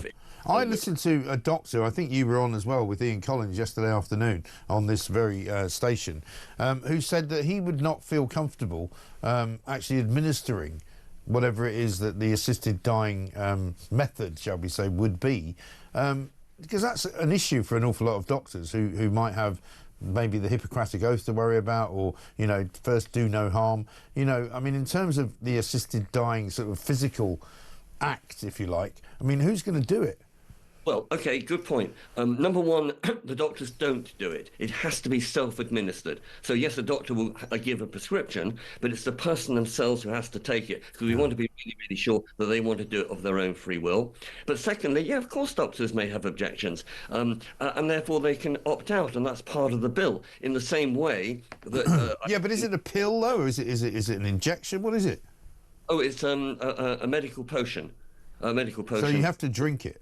You drink it, that's right. So you've got to be able to lift up the cup, take it to your lips, right, and do so. And that's really important, so that, it's not anybody else killing you, it's you taking that life-ending medication yourself. And doctors who don't want to do it, they don't have to do it. The same with Abortion Act. It's exactly the same thing. If the doctor's got moral objections, religious objections, they don't have to do it. Now, we know some doctors won't do it, but we also know there's something like 30,000 doctors who will. So that won't be an issue. Mm-hmm. Okay. Because, I mean, I only speak from my own experiences, everybody does. My mother ended up living till she was 99. In her final months, she probably would have been quite happy to take a potion, but when she was younger, when she was about 92, 93, she used to say to me, if I get to the point where, I'm bedridden, you just give me some cyanide and I'll take it. And of course, as we got old, we used to joke about it, and I used to say to her, are you ready for the cyanide yet? And she's like, no, absolutely not. And, no matter how badly she felt and how ill she was, and she was very compos mentis, mentally, she was like, well, I used to say that, but I don't really want it now. And, so it's there are some grey areas here, surely. Well, you're right, but there's nothing stronger in us, in you, in me, than the life force. And we all want to live for as long as possible, but there are some people who, if the pain is unbearable, then... No, I get that. I get that. And I've seen this, this isn't theory. I've been around the wards, I've seen hospices where people have been looked after wonderfully. And the other thing, by the way, Mike, is that the Parliament itself had a Health and Social Care Select Committee, which reported on this for 18 months. And they found that, number one, that there is no slippery slope. In other words, the law, once it's passed, will stay exactly as is. And secondly, they found that palliative care, which is so great and needs every support, cannot help everybody. And it was palliative care specialists who said, we do a great job, but there are some people we cannot help. So it's for those sort of people who we want to give that option. That's all it's about, options, choices. I think everybody deserves that choice. Okay. Very interesting subject. We'll talk about it, I'm sure, again. Rabbi Dr. Jonathan Romaine from the Religious Alliance for Dignity in Dying. Thank you very much indeed. Quick voice note from Patty on Albania. Good morning, Mike. Patty from Coulsdon here. With regards to Starmer and the Albanian Premier, I haven't heard any discussion at all about returning thousands of Albanian prisoners from our prisons to Albania. That wouldn't be a return hub. That would just be sending them back. Did he discuss that? And if not, why not? Anyway, another great show. Thanks. Bye. A very, very good question, Patty. Well, I said yesterday, didn't I? If Starmer was going to go to Albania, the first thing he should have done was load up a load of lorries full of, or buses full of Albanian criminals and gone back to Albania and gone, here's your starter for 10. Mr. Muppet Man, thank you very much. What are you going to do now? But he didn't do that, did he? Because he is, I'm afraid, despite what John Rentoul says, the worst negotiator in the entire world. If you sent him out to buy some groceries for you, he'd come back and say, I spent about 100 quid on what was only 10 quid's worth of stuff. Because that's how bad he is. 8:53.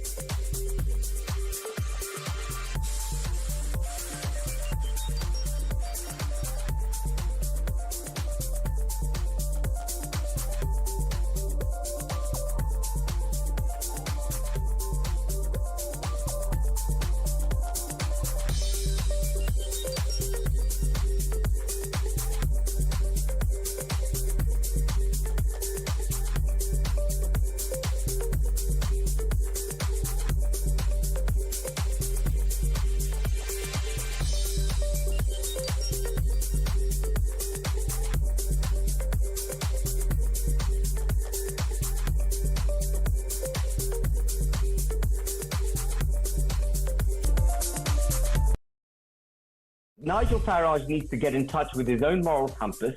He needs to try and identify some integrity within his own character. And he needs to be true to the persona which he has sold to the British people. He needs to apologise to Rupert Lowe. He needs to put right the damage he's done to Rupert Lowe and to many, many other people who've been set aside in the same way that Rupert Lowe has. And he needs now to carry the hoax faithfully. He needs to carry the torch of the hoax.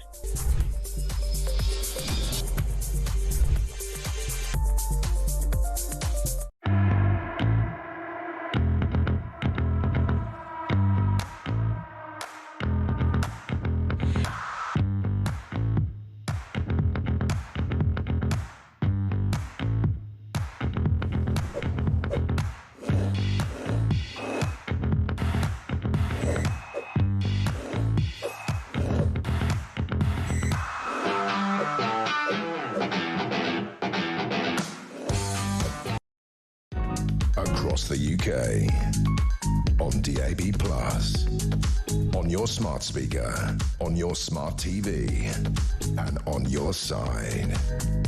This is Talk.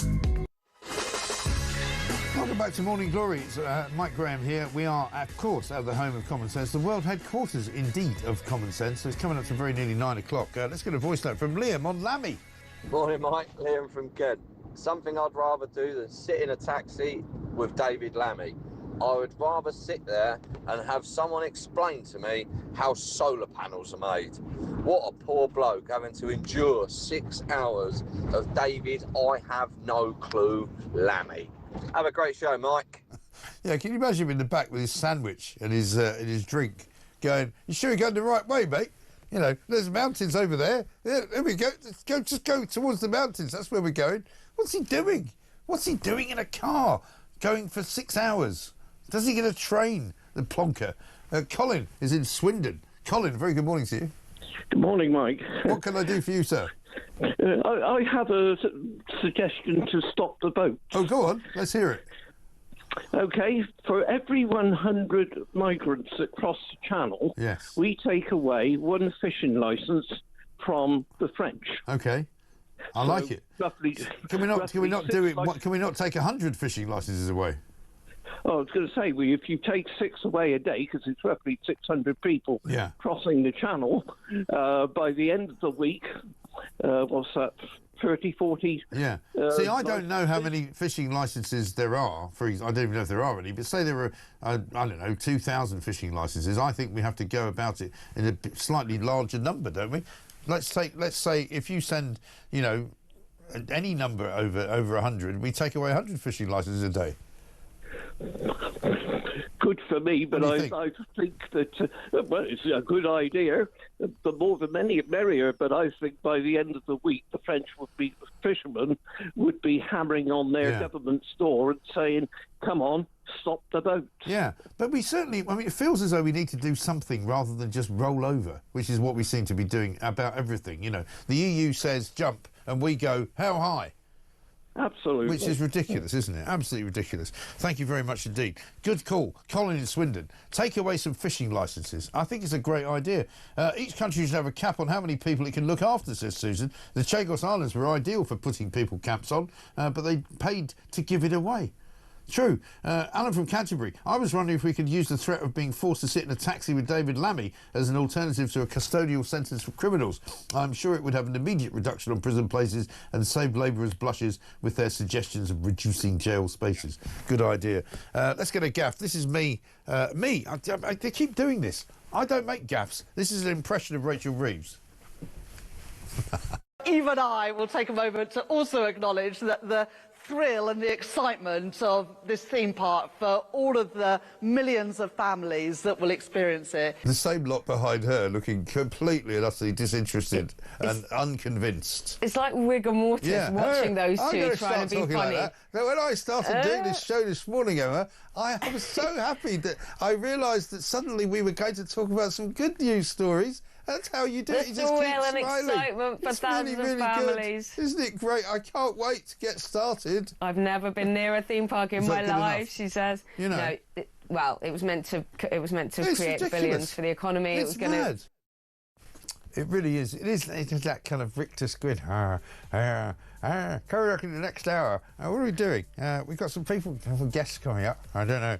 Oh, Casey Lamb MP. Oh, that's good. Very good booking, that. It's time for the news.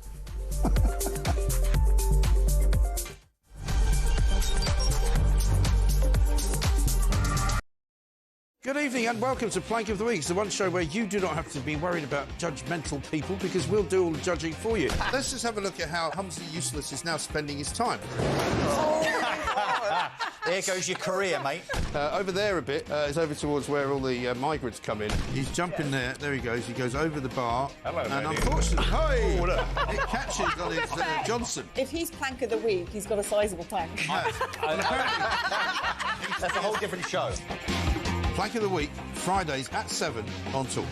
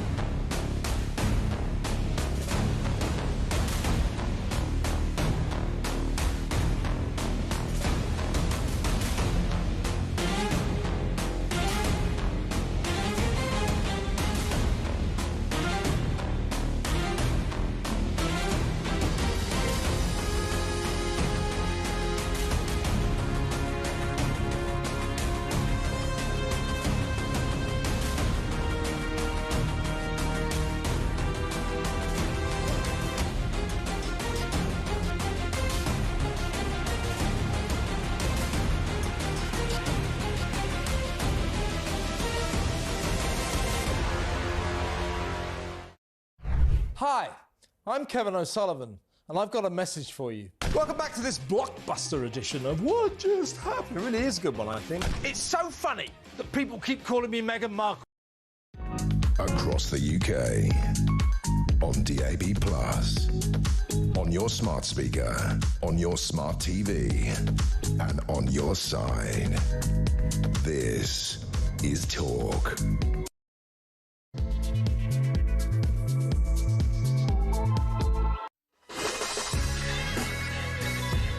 Welcome back to Morning Glory. I can't believe we're in the final hour of the show. It's Friday, right? It's the 16th of May. It's a very exciting weekend coming up. It's going to be very warm, apparently. Barbecue-tastic is what they're telling me it's going to be. Don't worry about the hosepipe ban. Don't worry about the, impending doom that everybody keeps telling on all the other channels that you listen to. That there's going to be a drought coming in the summer. Up in Scotland, they've already told people to stop using hoses. They've started to tell them to, water your plants with the dishwater, all that sort of stuff, shower with a friend. They don't allowed to say that anymore. They used to say it in the old days, but you can't do it anymore. That would be, absolutely ridiculous. Could be coercive behaviour and all that sort of thing. For heaven's sake. But we're talking about many things this morning. The cost of living, which is going up and up and up and up. I'm not buying Rachel Reeves's ridiculousness about how the economy is very strong because it grew 0.7% the first 3 months of this year. Absolutely not a tosh.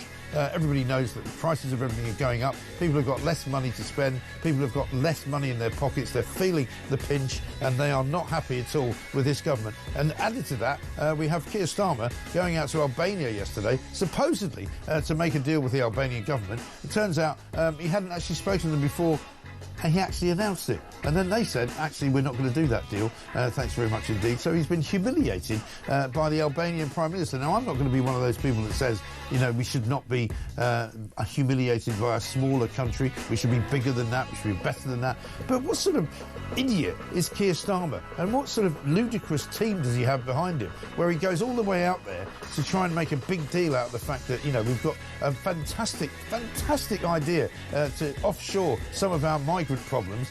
Never mind Rwanda, we've got an even better idea than that. We're going to do it in Serbia, Montenegro, we're going to give them to Albania. He didn't even take the Albanian criminals with him, who are all in our prisons, which is apparently in crisis because there's so many people in them.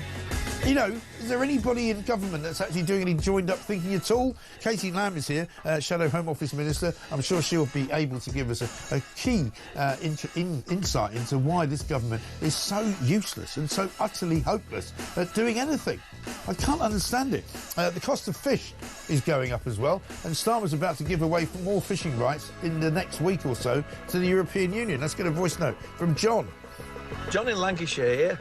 Regarding the fish price, I've got a fish and chip shop. Fish prices are crazy. We've had to diversify into burgers and curries to stay open. Fish quotas are to blame, and the ban on Russian fish imported. Crazy idea, the fish don't care. We have to make at least £2 on fish and chips to exist. We used to make 3, so it can't go on.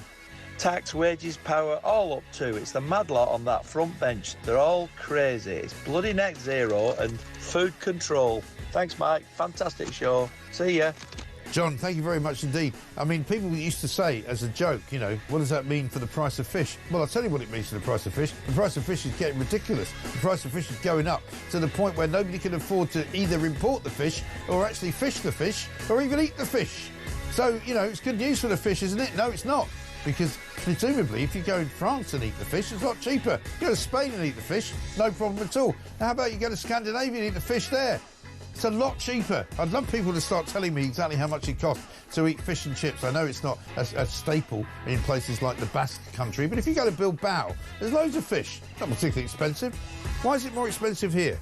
Because in Britain, everything is more expensive, and that is the problem. 0344 499 1000 is the number. We've got lots more to do. Lucy Connolly, too. She is up for a possible appeal. The appeal was heard yesterday. The decision's going to come later on today. Everybody with a brain knows that Lucy Connolly has done 9 months in prison and she should be released. It's as simple as that. Let's just get it on. Let's get it done and let's stop messing about. Thank you very much indeed. This is Morning Glory. It's Friday, so we've got a few gaffes for you as well. Let's get it on. Also, coming up, I'll tell you what, later on in this hour, we're going to be talking to somebody from the Sunday Times, because the Sunday Times Rich List comes out this weekend. And as if you didn't know, we spoke about it a bit earlier in the week, the man who is known as the Asylum King, the Chicken King, Graham King, has basically become a billionaire over the course of the last year. He's moved up several places in the Sunday Times Rich List, a dozen places, I think, because he's made so much money out of housing asylum seekers in his hotel chains. I mean, incredible. So one business to be in to make a load of money. Let's talk to Katie Lamb, MP, Shadow Home Office Minister. Katie, very good morning to you.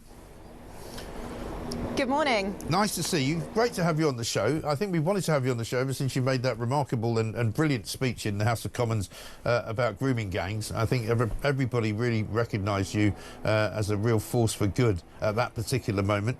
So thank you for doing that. Sadly, the government doesn't seem to have listened at all to what you said and are still kind of hiding behind the skirts of whatever it is that they're hiding behind. But today we're talking more not just about the grooming gangs and the problems in this country, but the kind of humiliation that seems to have been going on for the last 24 hours of Keir Starmer. The Prime Minister goes all the way to Albania to sort of announce a new deal for offshoring migrants who have come to this country, either legally or illegally, and then, you know, apparently didn't get the deal sorted out before he announced it. It does seem to have been a particularly embarrassing piece of theatre for the Prime Minister. I think, though, it's also important to understand that what he's proposing is a bad idea. These returns hubs are a much weaker version of the Rwanda idea that the last government was working on. The way that was designed was to say, if you come here illegally, you have to leave. If your home is a safe country, if we know where your home is, we'll send you home. If those things don't apply, we'll send you to Rwanda. What it seems the Prime Minister is suggesting is people can come here illegally, they can apply for asylum, they can go through the whole system, appeal on appeal. It takes years and years and years. That whole time they'll be housed by the taxpayer, they'll be housed in hotels and in homes that the taxpayer is paying for. And only at the end of all that, if all of that has failed, if their asylum application and all of the appeals fail, and we can find them somewhere in the country, then they'll be sent to a country in Eastern Europe. This is not going to fix the problem. No, it really isn't. And let's have a look at what he said about the Rwanda deal, which, of course, the one thing he did do deliberately was to cancel it the first day he was Prime Minister. This is what he said last year. A much more meaningful deterrent than spraying taxpayers' money up the wall or the ridiculous Rwanda gimmick. The ridiculous Rwanda gimmick, which, as you say, Katie, would have worked a lot better than this ridiculous Albania gimmick, which he didn't even involve himself in. Because I said yesterday, surely if you were going to go to Albania, you would have some conversation about the number of Albanian criminals in this country, the number of Albanian criminals in our justice system, in our prison system, and you would say the first thing we should do is deport all of them, wouldn't you? Absolutely, and it was interesting to me that when the Prime Minister was in Albania, he was saying, well, the things we've done over the last few years have really cut the numbers of people coming over in small boats from Albania. Well, that was what the last government did, and he thought that everything that the last government did was a bad idea. So both those things can't be true. No, they can't. And I mean, at the end of the day, they don't know what they're doing. The Daily Mail's got a sort of a headline today on pages 6 and 7 that now the panic has set in. They're kind of trying to find any excuse to make any kind of policy that somebody will believe in. And of course, they don't believe in it themselves, do they? Well, and it seems like they're just chasing headlines. So at the weekend, for example, they said we're going to deport all foreign criminals, and then they published this migration white paper, and all it says is we're going to think a little bit more later on in the year about how we might deport foreign criminals. Whilst we are bringing, the Conservatives are bringing, I laid an amendment to the Borders Bill with 2 of my colleagues, myself, to say if you commit a crime and you're here, then you have to go home. You have to be deported. The current criterion is you have to be given a 12-month prison sentence, and we said no, it has to happen immediately. We put that amendment up and the government voted it down. So it seems difficult to believe that they really mean all of these things that they're happily telling the papers when they won't actually do them. Right. And I will be assailed by messages as you're speaking to me as we speak that the Tory party had 14 years and they were particularly bad since 2019 when Boris Johnson got in and promised to reduce net migration migration to 20,000 a year, and then it suddenly sort of ballooned up to, you know, almost 1 million a year. But I understand as well that the Labour government, which is now in power, as opposition, objected to almost everything you wanted to do. Yes, they did. They objected, as you said earlier, very, very strongly to the Rwanda scheme, and now they seem to be scrabbling around for something that's worse, much worse, in fact. So, but you are right to say, unfortunately, that for many years, it's really for the last 30 years of British politics, governments have promised to cut migration and they've come into power and they haven't done it, and it's totally, totally wrong. Right. And what's the explanation for that? Because, you know, I've had many Tory MPs on and I've asked them about it, and what is the answer to why it happened? Is it because you didn't want to sort of cause a fuss? Is it because you understood that bringing in many, many people legally, because most of the people came in legally, let's be fair, on work visas or student visas, you know, did you turn a blind eye to it? Did you think it was going to be okay? Did you not understand that people were going to come here and then stay as opposed to going back home again? Like lots of things, I think it was the combination of lots of different things, and a number of the things that you just mentioned. Right. It's very difficult in government. It's really only the Home Office that wants to get migration numbers down. The Education Department want more students to come to help subsidise universities, and the Treasury want more people to come because they want the economy to be bigger, so that our headline GDP level is growing, even if individual people and individual households are getting poorer. So there are lots of pressures that put the numbers up.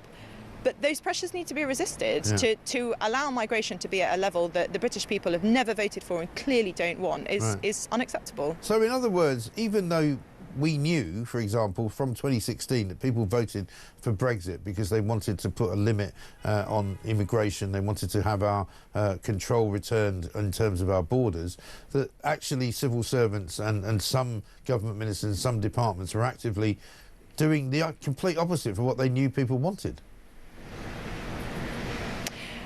And it's also, I think, various quangos and arm's length bodies. There's something called the OBR, the Office for Budget Responsibility, and the way that calculates the contribution of migrants is essentially wrong. So they say that migrants will all make a positive economic contribution. We know that that's not true. They don't properly take into account the lifetime cost of benefits, how long people are going to stay. You mentioned earlier, did people underestimate how long people are going to stay? The answer to that, I think, is definitely yes. And we didn't respond to any of those things fast enough or strongly enough. But unfortunately, this government is more of the same. Yeah, it is. So is it right to say then the Conservative Party have realised that that was a massive error when they were in, and that you've now completely changed your view on immigration?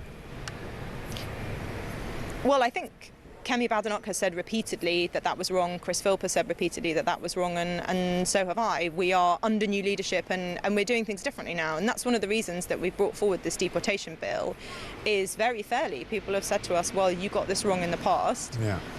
How can we trust what you're going to do in the future? And the answer is, well, this is what we're going to do. We're going to write the bills now, and we're going to show them to you, and people can decide what to vote for. Yeah, but people will say, why didn't you say it at the time? You know, why didn't Chris Philp speak up? You know, you perhaps we're not in a position to do so, but I will ask you why you didn't speak up, and why didn't Kemi Badenoch speak up? Why didn't you say? Because if you know, I've been doing this job for quite a long time, ever since the referendum, and I've been saying, you know, people want to put a handle on immigration. And of course, you know, you would get this, as you say, this conversation that, well, immigration is good for the economy. Well, it clearly isn't good for the economy. We now know that. I was saying it a long time ago. You know, why didn't you say it at the time? Well, I think some people did. As you alluded to, I wasn't a member of Parliament then, but I am now, and things have changed. And this is what we would do. We are showing people what our proposals would be. I think that they combined will help fix this terrible problem. One of the things that we've suggested and that we've put to Parliament to vote on, and unfortunately the government have voted down, is the suggestion that there should be a parliamentary voted cap for the number of migrants who come to this country. And in my opinion, only something like that, giving proper democratic accountability, is going to solve this problem. Yeah, well, I mean, we've got a survey or a study from yesterday on YouGov, which has got nearly 50% of the population of this country saying, actually, we want to stop immigration altogether. Zero immigration until we fix it. I think it was 46% of people said 0 or less than 0, and 85% of people said less than 100,000. Yeah. And at the same time, the Home Office is saying they think that numbers will settle at about 500,000. Nobody wants this. Too many. It's far too many. Yeah, absolutely right. Final question for you, Katie. I don't know whether you know David Lammy personally. What do you think he was up to? I mean, why does a man who is the Foreign Secretary of this country have to take a taxi for 6 hours to go from a public engagement he was doing with the King to some kind of private deal that he was doing with his wife in a ski chalet, where he gets into a row with a cab driver who says that he swore at him and called him an effing Frenchman, and somehow he ended up losing his luggage, which included some very personal and rather sensitive diplomatic papers. It's all a bit odd, isn't it? As you say, we don't really know exactly the details, and at the moment it does sound quite strange and potentially very upsetting for him. My understanding is that the taxi driver's been charged with theft. It sounds like he and his wife may have had quite a frightening evening, and I think that's terrible. Yeah, well, I mean, it might have been a frightening evening for everybody, but why is he taking a taxi is my point. You know, surely he's supposed to be a minister of the realm. He's not supposed to be sort of staggering around in Europe in the back of a cab, but being driven perhaps by some maniac. Where's this? Well, you know, surely it's a question for how this government's being run, isn't it? Yeah, there are clear security implications for taking these journeys in the way that it seems that he has, and hopefully the police and his close protection officers are working out how on earth this could have happened. Yeah, well, exactly right. That's what worries me. Katie, good to talk to you. Hope you'll come on again. Thank you very much indeed. Katie Lamb, MP, Shadow Home Office Minister, saying that Conservatives got it wrong.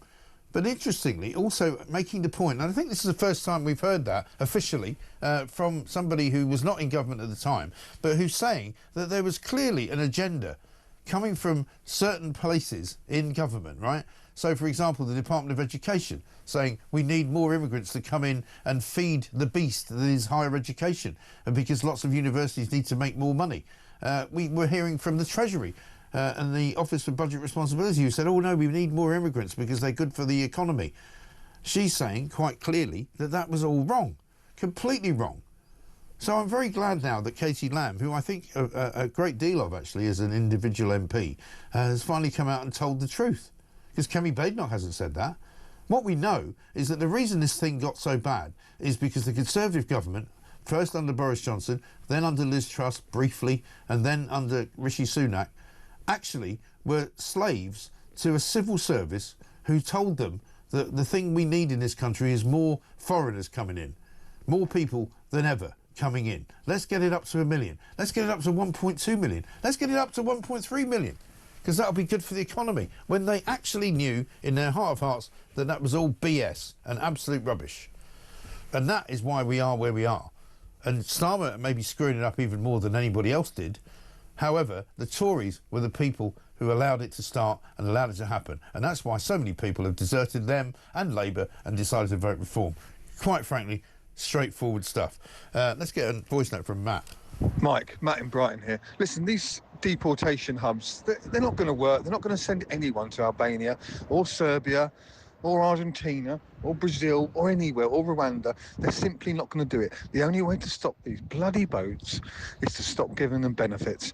It's mental. It's madness. You can't just turn up illegally on a beach in Dover and get given a B&B, a hotel room, money, clothes, food every day. It's crazy. Nobody else does this. If you turned up illegally on a beach in anywhere in Europe or America, the locals would probably kick the crap out of you, and then the police would turn up, have another go, and then arrest you, and you'll be deported immediately. You'll get zero. You'll be lucky to even get a glass of water. Yeah, absolutely right. Can you imagine? Just check out any country in Europe if you go there on holiday and try and hang about for as long as you like and see what happens. Interesting stuff. Mike, my goodness, what a breath of fresh air, says Richard in the Costa del Sol. Katie Lamb, she needs to flip to Reform. There you go. Anne says this, Mike, 2 items of shopping. Lucas saying 99p, 125, 150, now 199. Blimey. What is that? I presume for a large bottle, is it? Lucasade. I don't drink Lucasade. I don't think it's that good for you. Sorry, Lucasade, but this is my view. Other crappy fizzy drinks are available. So from 99p got to 1.99. It's more than double the price, for heaven's sake. Shortcake biscuits, 80p, then 120, and now 180. All in the last 10 months. Loads more, but too many to list. This is it. We did this the other day. You know, don't tell me that inflation is running at 2.6%. This is 100% we're running at. Sue from Essex. Hi, Mike. Great show. My favourite coffee last year was $3.75 for a refill bag. It's now £5. This is the thing, right? And this from Tony in Queen's Park. Mike, I would rather have a thrilling day out with Rachel Reeves at Universal's theme park than sit in a cab with David Lammy for 6 hours. Just a thought, though, what would David Cillyband say about one of his colleagues taking a cab hundreds of miles rather than an environmentally friendly train? Do as I say, not as I do. Yeah, exactly right. And what would Jurgen say, the chief of GB Energy? Absolutely. Lee in South Wales. Mike, loving Morning Glory as usual. The only reason Rachel Reeves is smiling when she's talking about that theme park is because it's another thing she'll end up getting free tickets for. Yeah, she'll be in that queue. You know, when they go to the fast track VIP queue, where you don't have to queue up for very long, and suddenly you're on the ride. Yeah, normally that's a couple of £100 extra, I think. 9:23.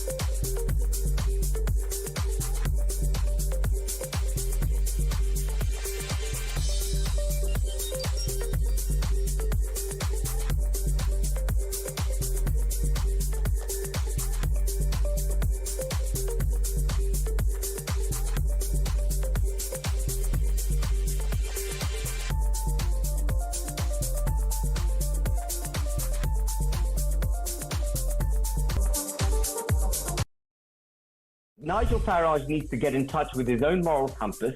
He needs to try and identify some integrity within his own character. And he needs to be true to the persona which he has sold to the British people. He needs to apologise to Rupert Lowe. He needs to put right the damage he's done to Rupert Lowe and to many, many other people who've been set aside in the same way that Rupert Lowe has. And he needs now to carry the hoax faithfully. He needs to carry the torch of the hoax.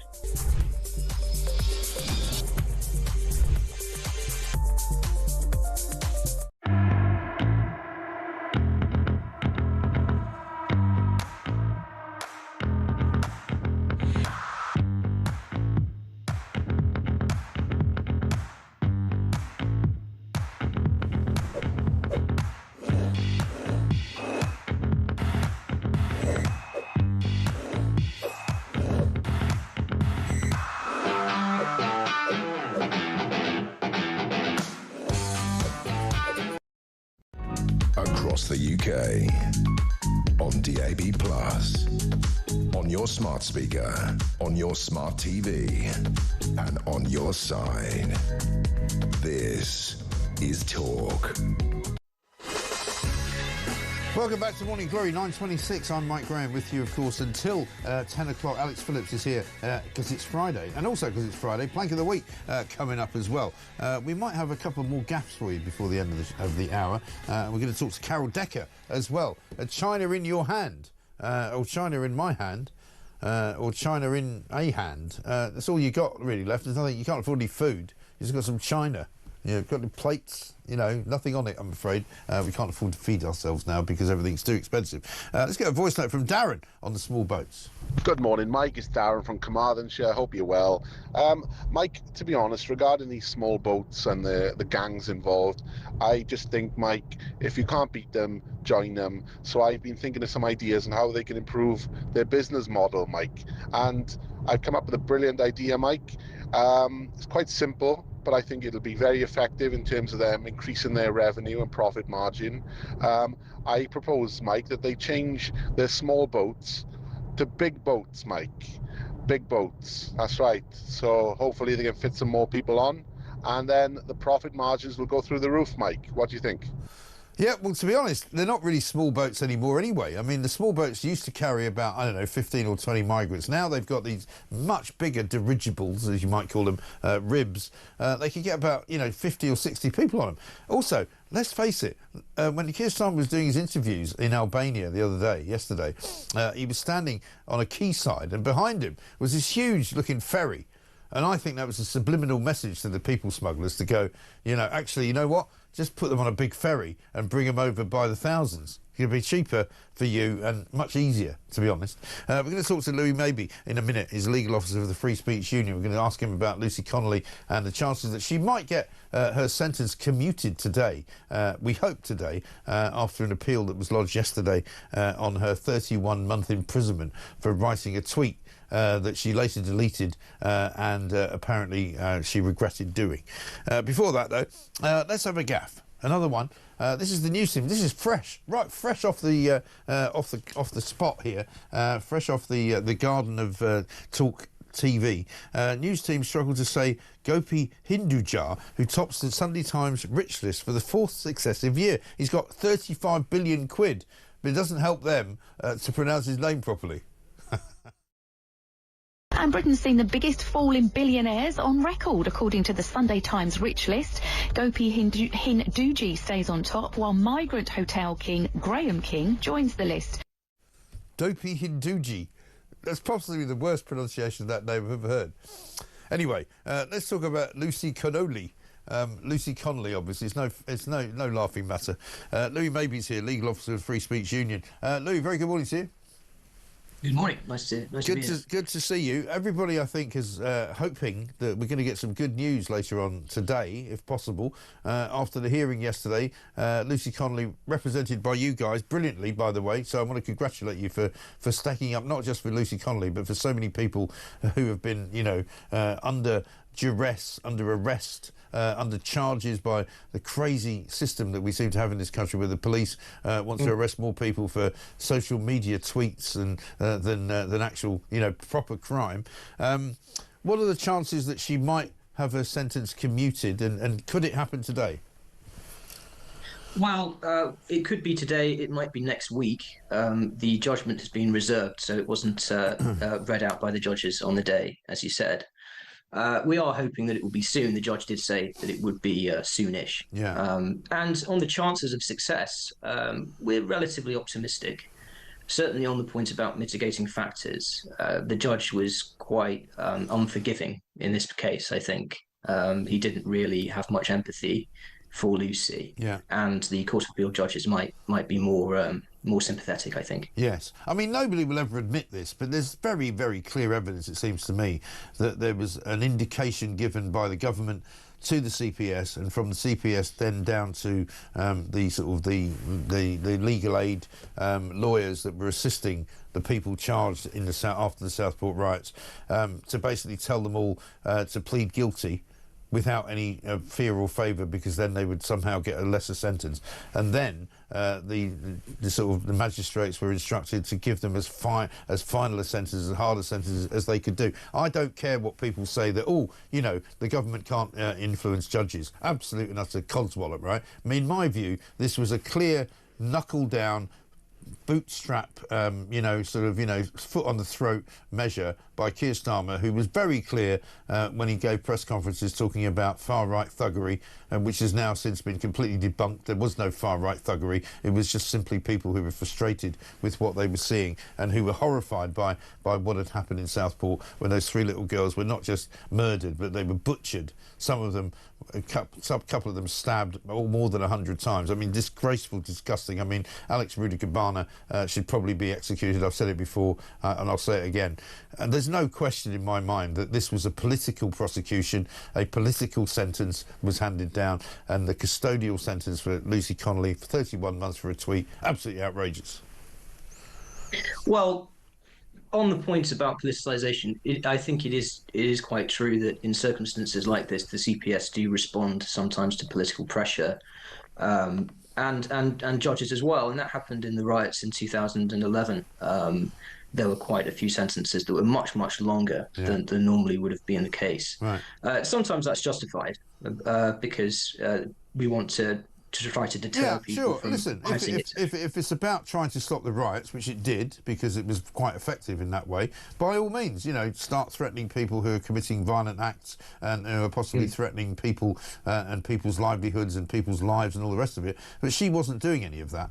She was literally sitting at home with a phone in her hand, and she was sending a message out, which may have been stupid, may have been ridiculous, and may have been unwise, but she deleted it. And, at the end of the day, nobody set fire to a hotel because she told them to.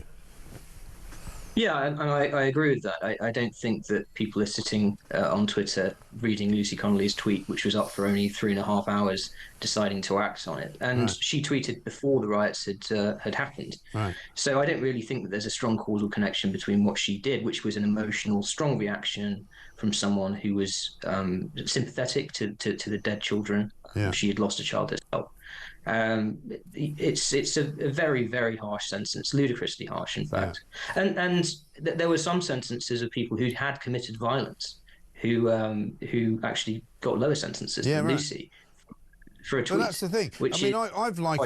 I've likened it, Louis, to a conversation in a pub. Now that we have social media, it's very different because it's a different medium and it's something that is there that people can read and see, and it's there for quite a long time, albeit, because if she'd said the same thing in a public place, it's very unlikely that she would have faced any kind of problem at all, and surely I would imagine conversations were being had up and down the country about, what is going on here? How has this happened? How are these poor little children been killed? Why do we not know more about the suspect, etc., etc., etc.? If you'd had that conversation in a pub, you wouldn't expect the police to come barreling in and stuff you in the back of a Black Maria and handcuff you and put you in jail for the rest of your life.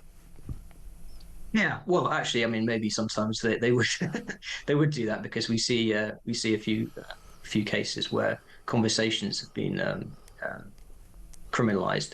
But it's certainly the case that with social media, people put throwaway remarks up. They don't necessarily fully mean it. Right. And then it's treated with a massive amount of seriousness by the police. And we're seeing heavy political, I suppose, interference sometimes in the way that social media is regulated, as we could see with the Online Harms Act, if you know about that. Yeah. So yeah, I would agree with the point. Yeah, and finally, Louis, I don't know whether you were able to see Lucy Connolly at any point before the hearing yesterday, and she doesn't necessarily have to appear in it, obviously. But if you have spoken or seen her, how is she doing?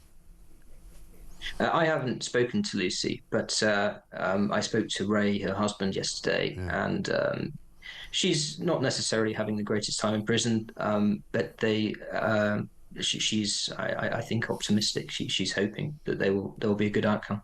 Yeah, because she hasn't even been allowed home for a weekend visit to see her child, has she, or her husband, who I think is suffering from cancer, despite the fact that almost all prisoners, if they've behaved well while they're in prison, are allowed to do that. It's almost as though they're continuing to punish her out of all proportion to the crime, supposedly. Yeah, and I think that's another harshness that's there, and we really hope that if there is a reduction in sentence, that it will mean that she'll be immediately released. Yeah. And if that's the case, that would be a great outcome. Yeah. Although, of course, it's had a massive effect on the family anyway. But we hope that there will be a good resolution here anyway. And how soon will you know whether it's going to come back today? Is it just something you have to wait for them to tell you? We're just going to have to wait, I'm afraid. But it probably won't take longer than a week. They seem to suggest that it would be a fairly soon judgment. Yeah. Okay. Well, let's hope so, and let's hope it's a good judgment as well. Louis, thank you very much indeed. Louis Maybe, legal officer of the Free Speech Union. How about this from Dean in Birmingham? Morning, Mike. If I choose 6 hours in a taxi with Lammy or 6 hours in a dentist chair having my fillings drilled out with no anaesthetic, then I would choose the dentist chair every time. Crikey. I can't imagine having to spend that kind of time with David Lammy. I mean, imagine being married to him. Absolutely ridiculous. Will Kia now pivot to Rwanda and eat humble pie and ask them to be a return hub? It's truly delicious watching him eat himself with his flip-flopping, says Jenny. He really is the most appalling man, isn't he? One here from Julia, who says, watching the clip of Starmer and the Albanian Prime Minister reminds me of the Monty Python sketch with John Cleese and the two Ronnies. Yeah, very much so. And would Putin accept a deal from Starmer to use Russia as a return hub? I'm sure we'd see a huge drop in illegal boat crossings, says Steve. Yeah, that's another possibility, isn't it? That's the kind of deal that Donald Trump would do. Donald Trump, of course, absolutely ripping everything up, ripping up the guide to how to be a diplomat in the Middle East. He's just turning up and telling them all how great they are, and they're all giving him billions and billions of dollars. Fantastic. Unbelievable. Let's get a voice note from Richard on inflation. Hello, Mike. Richard here from Crowborough. Yes, inflation. Even Lidl's isn't immune. 6 bottles of alcohol-free lager, £2.99 about 8 days ago, now £3.29 overnight. That's just a point under 10%. Yeah, I mean, 10% if you're lucky. Is the way things are going, right? How about this from Michael? He says, in Morrison's, a cob loaf used to be around about 50 pence, as did a packet of donuts. I noticed yesterday it's now £1. Never mind the price of the hostages. Sorry, I mean sausages. Exactly right. And Mike, a jar of coffee, says Polly, in Tesco's has gone from £6.75 to £8.75. Why has it gone up that much all at once? I believe we are being taken for mugs by the government and for business, says Polly in Cheshire. You see, this is the problem. People are now just ripping the mickey, for want of a better word, out of us because they think that we won't notice because everything's going up. So you just think, oh, yeah, that's all right. What was it last week? I paid 100 quid for my shopping. This week is 130 quid. That's a 30% rise, right? It's not just a 2.6% inflationary problem. And coming up, we're going to speak to Carol Decker, pop star, legendary pop star, I should say. China in My Hand. What a great song. We'd love to play it, but we're not allowed to because otherwise we'll be taken off YouTube for some reason. Ridiculous, isn't it? Anyway, she told me just this week that she's now paying £21 for a large glass of a very average rosé in a local wine bar. You might call it, you know, first world problems, but these are important things. We'll talk to Carol Decker coming up next.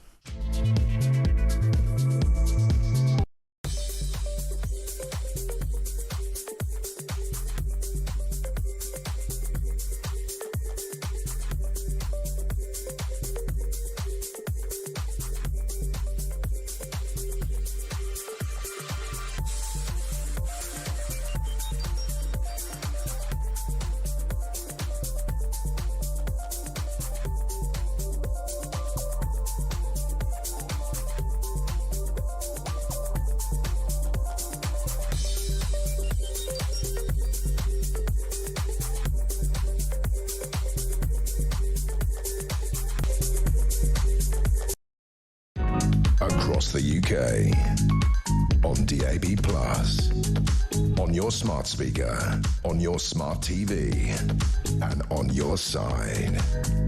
This is Talk.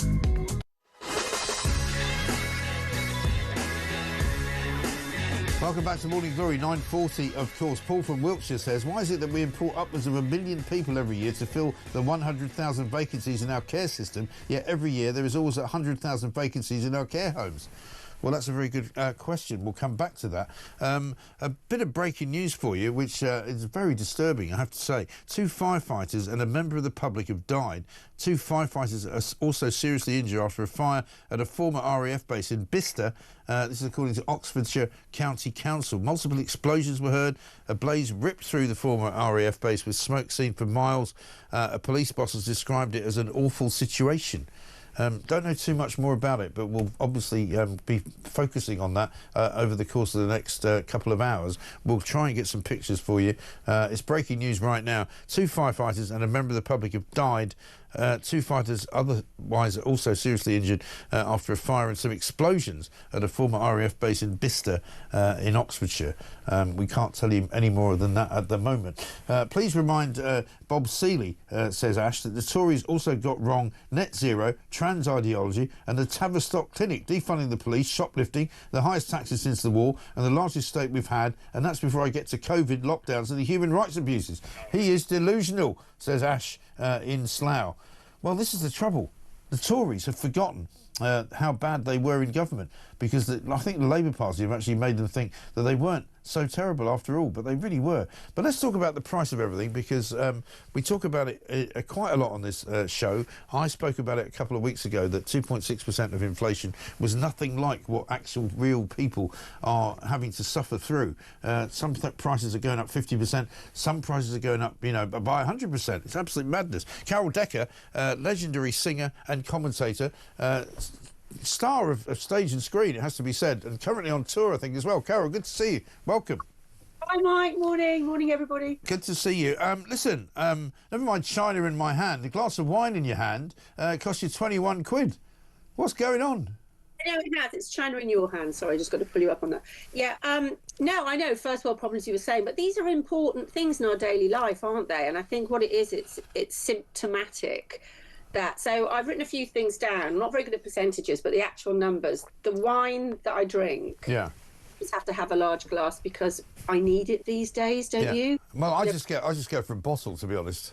Well, people say for a bottle, but that would be unladylike. But I end up usually drinking a bottle by the glass. So, but I'm not going to drink a bottle. So it was a couple of weeks ago, £17 for a large rosé in a local hostelry. It's now 21. And you were saying it's not particularly great rosé. What is it? Where is it from? Is it French? What is it? It is. I don't want to diss a brand, but let's just say it's not Whispering Angel. Right. And also, here's my very expensive coffee. We subscribe to a coffee club, and that's gone up from... We're creatures of habit. I tend to spend the same. So my coffee was £42 for 100 capsules. It's now £46. So that's another... So the wine went up by £4. Yeah. So my shopping bill, again, kind of spend pretty much the same, has gone up £30 since last. So you're talking, it's like you're talking 20% in both of those cases there, right? This isn't extravagant. This is household stuff. Yeah. And I just say to everybody that I'm not an extravagant girl. I like a good gastro pub. I like a bistro. I like informal. I like casuals. I'm not going to fancy places and complaining about it because the places are now actually better value for money. Right. But that's the problem, isn't it? I mean, everything... And this is why I can't believe that, you know, the government keeps punching out this ridiculous figure. Well, inflation's at 2.6%. It's not, because everything you pay for, including council tax, including electricity, whatever your energy bills are, you know, petrol, thankfully, is one of the few things that's gone down. Road tax has gone up. You know, the BBC licence fee's gone up if you pay that. You know, everything is going up by more than, I would say, an average of 10%. Yeah, and it's a combination of what the government's doing to us. They're pushing up the cost of employing people. They're pushing up. It's ridiculous how much our energy costs are. And, you know, I have a vested interest in this. My business, the entertainment business, is connected to hospitality. My husband, so are my kids. I'm a big supporter. I love propping up a bar. I'm a huge fan. And I know that a lot of these places are really, really struggling with how much them to run their establishment, so they have no choice but to pass that on to us. And then there are the people that gouge, and there are gougers out there who go, oh, you know, I can take advantage of this situation. Well, that's what I think a lot of people are doing. I mean, I've got this from Sue from Essex. My main brand butter is now 200 grams, but they're charging more than the price they used to charge for 250 grams. That's the other thing. You're finding you're buying something which is actually less in terms of actual product than it was, but they're charging more money for it. That's the other way they do it. News, crisps are no longer fattening because there's not many in the bag. No. I must admit, you're right. I had a packet of crisps the other day in a pub because I thought I don't want to eat too much. I'll just get a packet of crisps. And there was about 7 crisps in it. No, I know. I'm like, what? I don't know, people might have seen me rant about the width of a Curly Whirly, which is one of my favourite chocolates. It's now about the width of my... Yeah. But the price is still the same. So there's that whole shrinkflation thing, which I do... I think that is a con. I really They've done that a lot with chocolate. The Topic is now about, you know, like 2 inches long. Used to be about 4, right? Yeah. I get all the healthy stuff, and then I go up the naughty aisle and I grab our favourite crisps, and we do chocolate in our house. And so, like a family bar of a very well-known brand of chocolate, it's now £4.75 for the large. I mean, I don't know who you talk to and who your friends are, but they're probably all reasonably well off, right? But you know, there must be people out there who are struggling to make ends meet. I go to the supermarket now whenever I do it, and I don't do it very often because mostly I order it in. But it's never as busy as it used to be. I think people are really scrimping and saving and trying just not to spend too much money. Oh, that's an interesting point, because there are people who are genuinely, this is a real problem for them. So funnily enough, I was out at a lunch in Maida Vale the other day. Yeah. A bunch of pretty well-heeled people. Yeah. And they can afford it, but they are also noticing it. So even people I know who are quite wealthy, and no, I wasn't in the Beatles, I'm okay. They were going, oh my God, the price of this and the price of that. Even the wealthy people are sucking air in through their teeth. Can't believe it. And how are people coping? It's ridiculous. Yeah, and when does it end? I mean, there's no end in sight, it seems to me, because the pressure on businesses, the pressure on hospitality, the pressure on just everyday manufacturing is going up because of the national insurance and all of that. So it seems to me the rest of the year we're just going to see loads and loads of price increases, aren't we? Definitely, and a lot of this I always assume is above my pay grade. I'm just an ordinary person, but if you keep putting now you're a rock star, Carol, come on. Legend, apparently. If you keep putting up corporation tax, council tax, and then you've got to strike that happy balance where clearly people have to have a decent wage.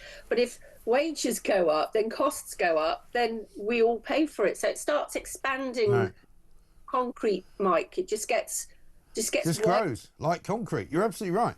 Listen, tell us about your tour, because I keep seeing tweets. I keep meaning to come and see you, but I just haven't got around to it. But I will, I promise. Where are you? Where are you up to?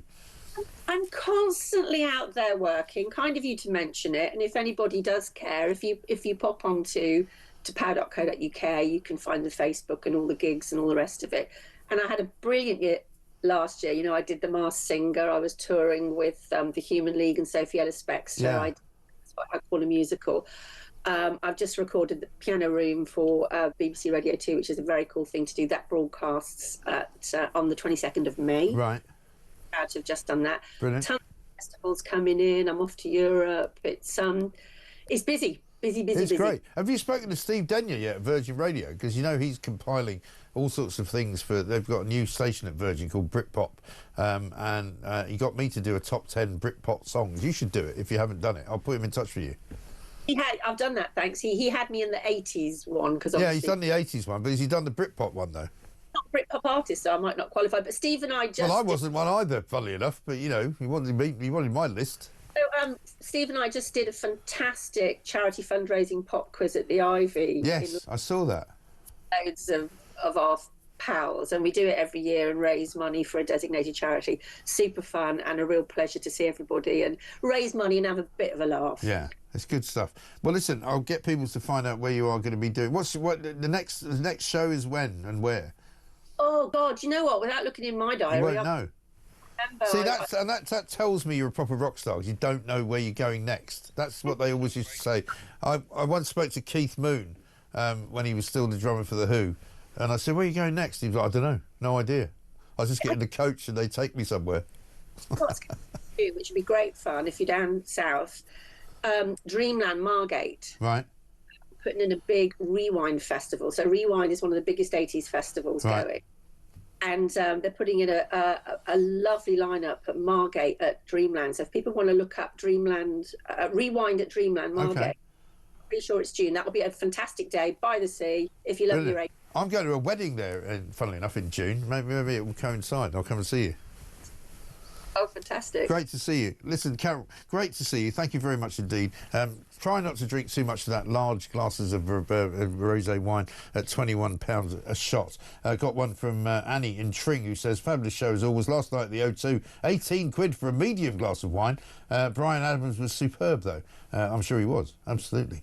Ian in Cheshire, regarding Starmer and his negotiating skills, or lack thereof, he's like Jack and the Beanstalk, goes out with a cow and comes back with 3 beans.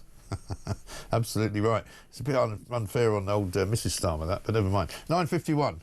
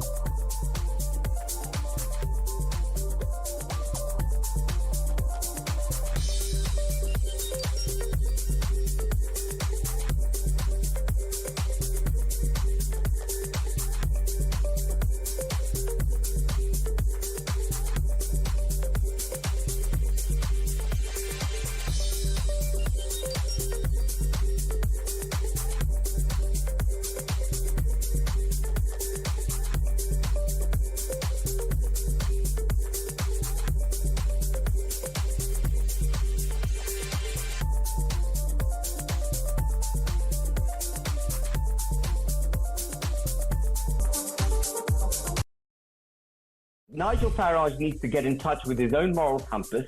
He needs to try and identify some integrity within his own character. And he needs to be true to the persona which he has sold to the British people.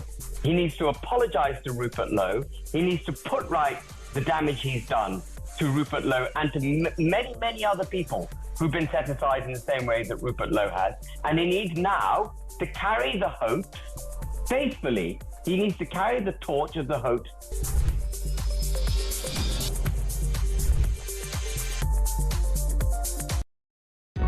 Across the UK, on DAB+, on your smart speaker, on your smart TV, and on your side. This is Talk. Welcome back to Morning Glory, 9:53. I'm Mike Graham. I can't believe it's Friday. Plank of the Week, of course, coming up at 7 o'clock tonight. David Lammy doesn't appear on it, funnily enough, only because I think at the time that we recorded the show, we weren't sure exactly what he was up to and what was all going on. But here's Mike with the voice note on Lammy. Love the show. I'm a doctor and once had to go and pick up a patient from abroad. They flew me out to Geneva Airport and I got in a taxi, gave him the address. He couldn't find it. After to's and fro's in and out, it turns out that the address I had to get to was in Bavaria, in Germany. The company I worked for said, well, take the taxi. Journey took several hours. I had to stop twice at minibanks on the way to pick up more euros. And at the end, when we arrived in the evening, it came to so much that the taxi driver said, sod it, I've just earned a week's wage, and came into the hotel with me and had a beer. Lammy could have done it that way. Keep up the good work. Yeah, indeed. What a great story, Mike. Thank you very much indeed. A doctor. Have they got any doctors in Bavaria? Why are they flying one in from Britain? That sounds bizarre. Anyway, listen, Helen Davis is here, editorial projects director for the Sunday Times. Hello. Hello, Mike. I once took a limo, a stretch limousine, in fact, when I was first in America, because for some reason I didn't have a driving licence. I can't remember why, or I hadn't passed an American test or something. And I landed at West Palm Beach Airport, and I had to take I had to take a limo to Fort Lauderdale or something, which is not terribly far, but it was about $100, which at the time I thought, oh, is anybody going to pay this? Because I was about 23 and I thought, oh God, it's going to be awful. And they were just like, yeah, fine, whatever, welcome to journalism. Well, these numbers are entirely different.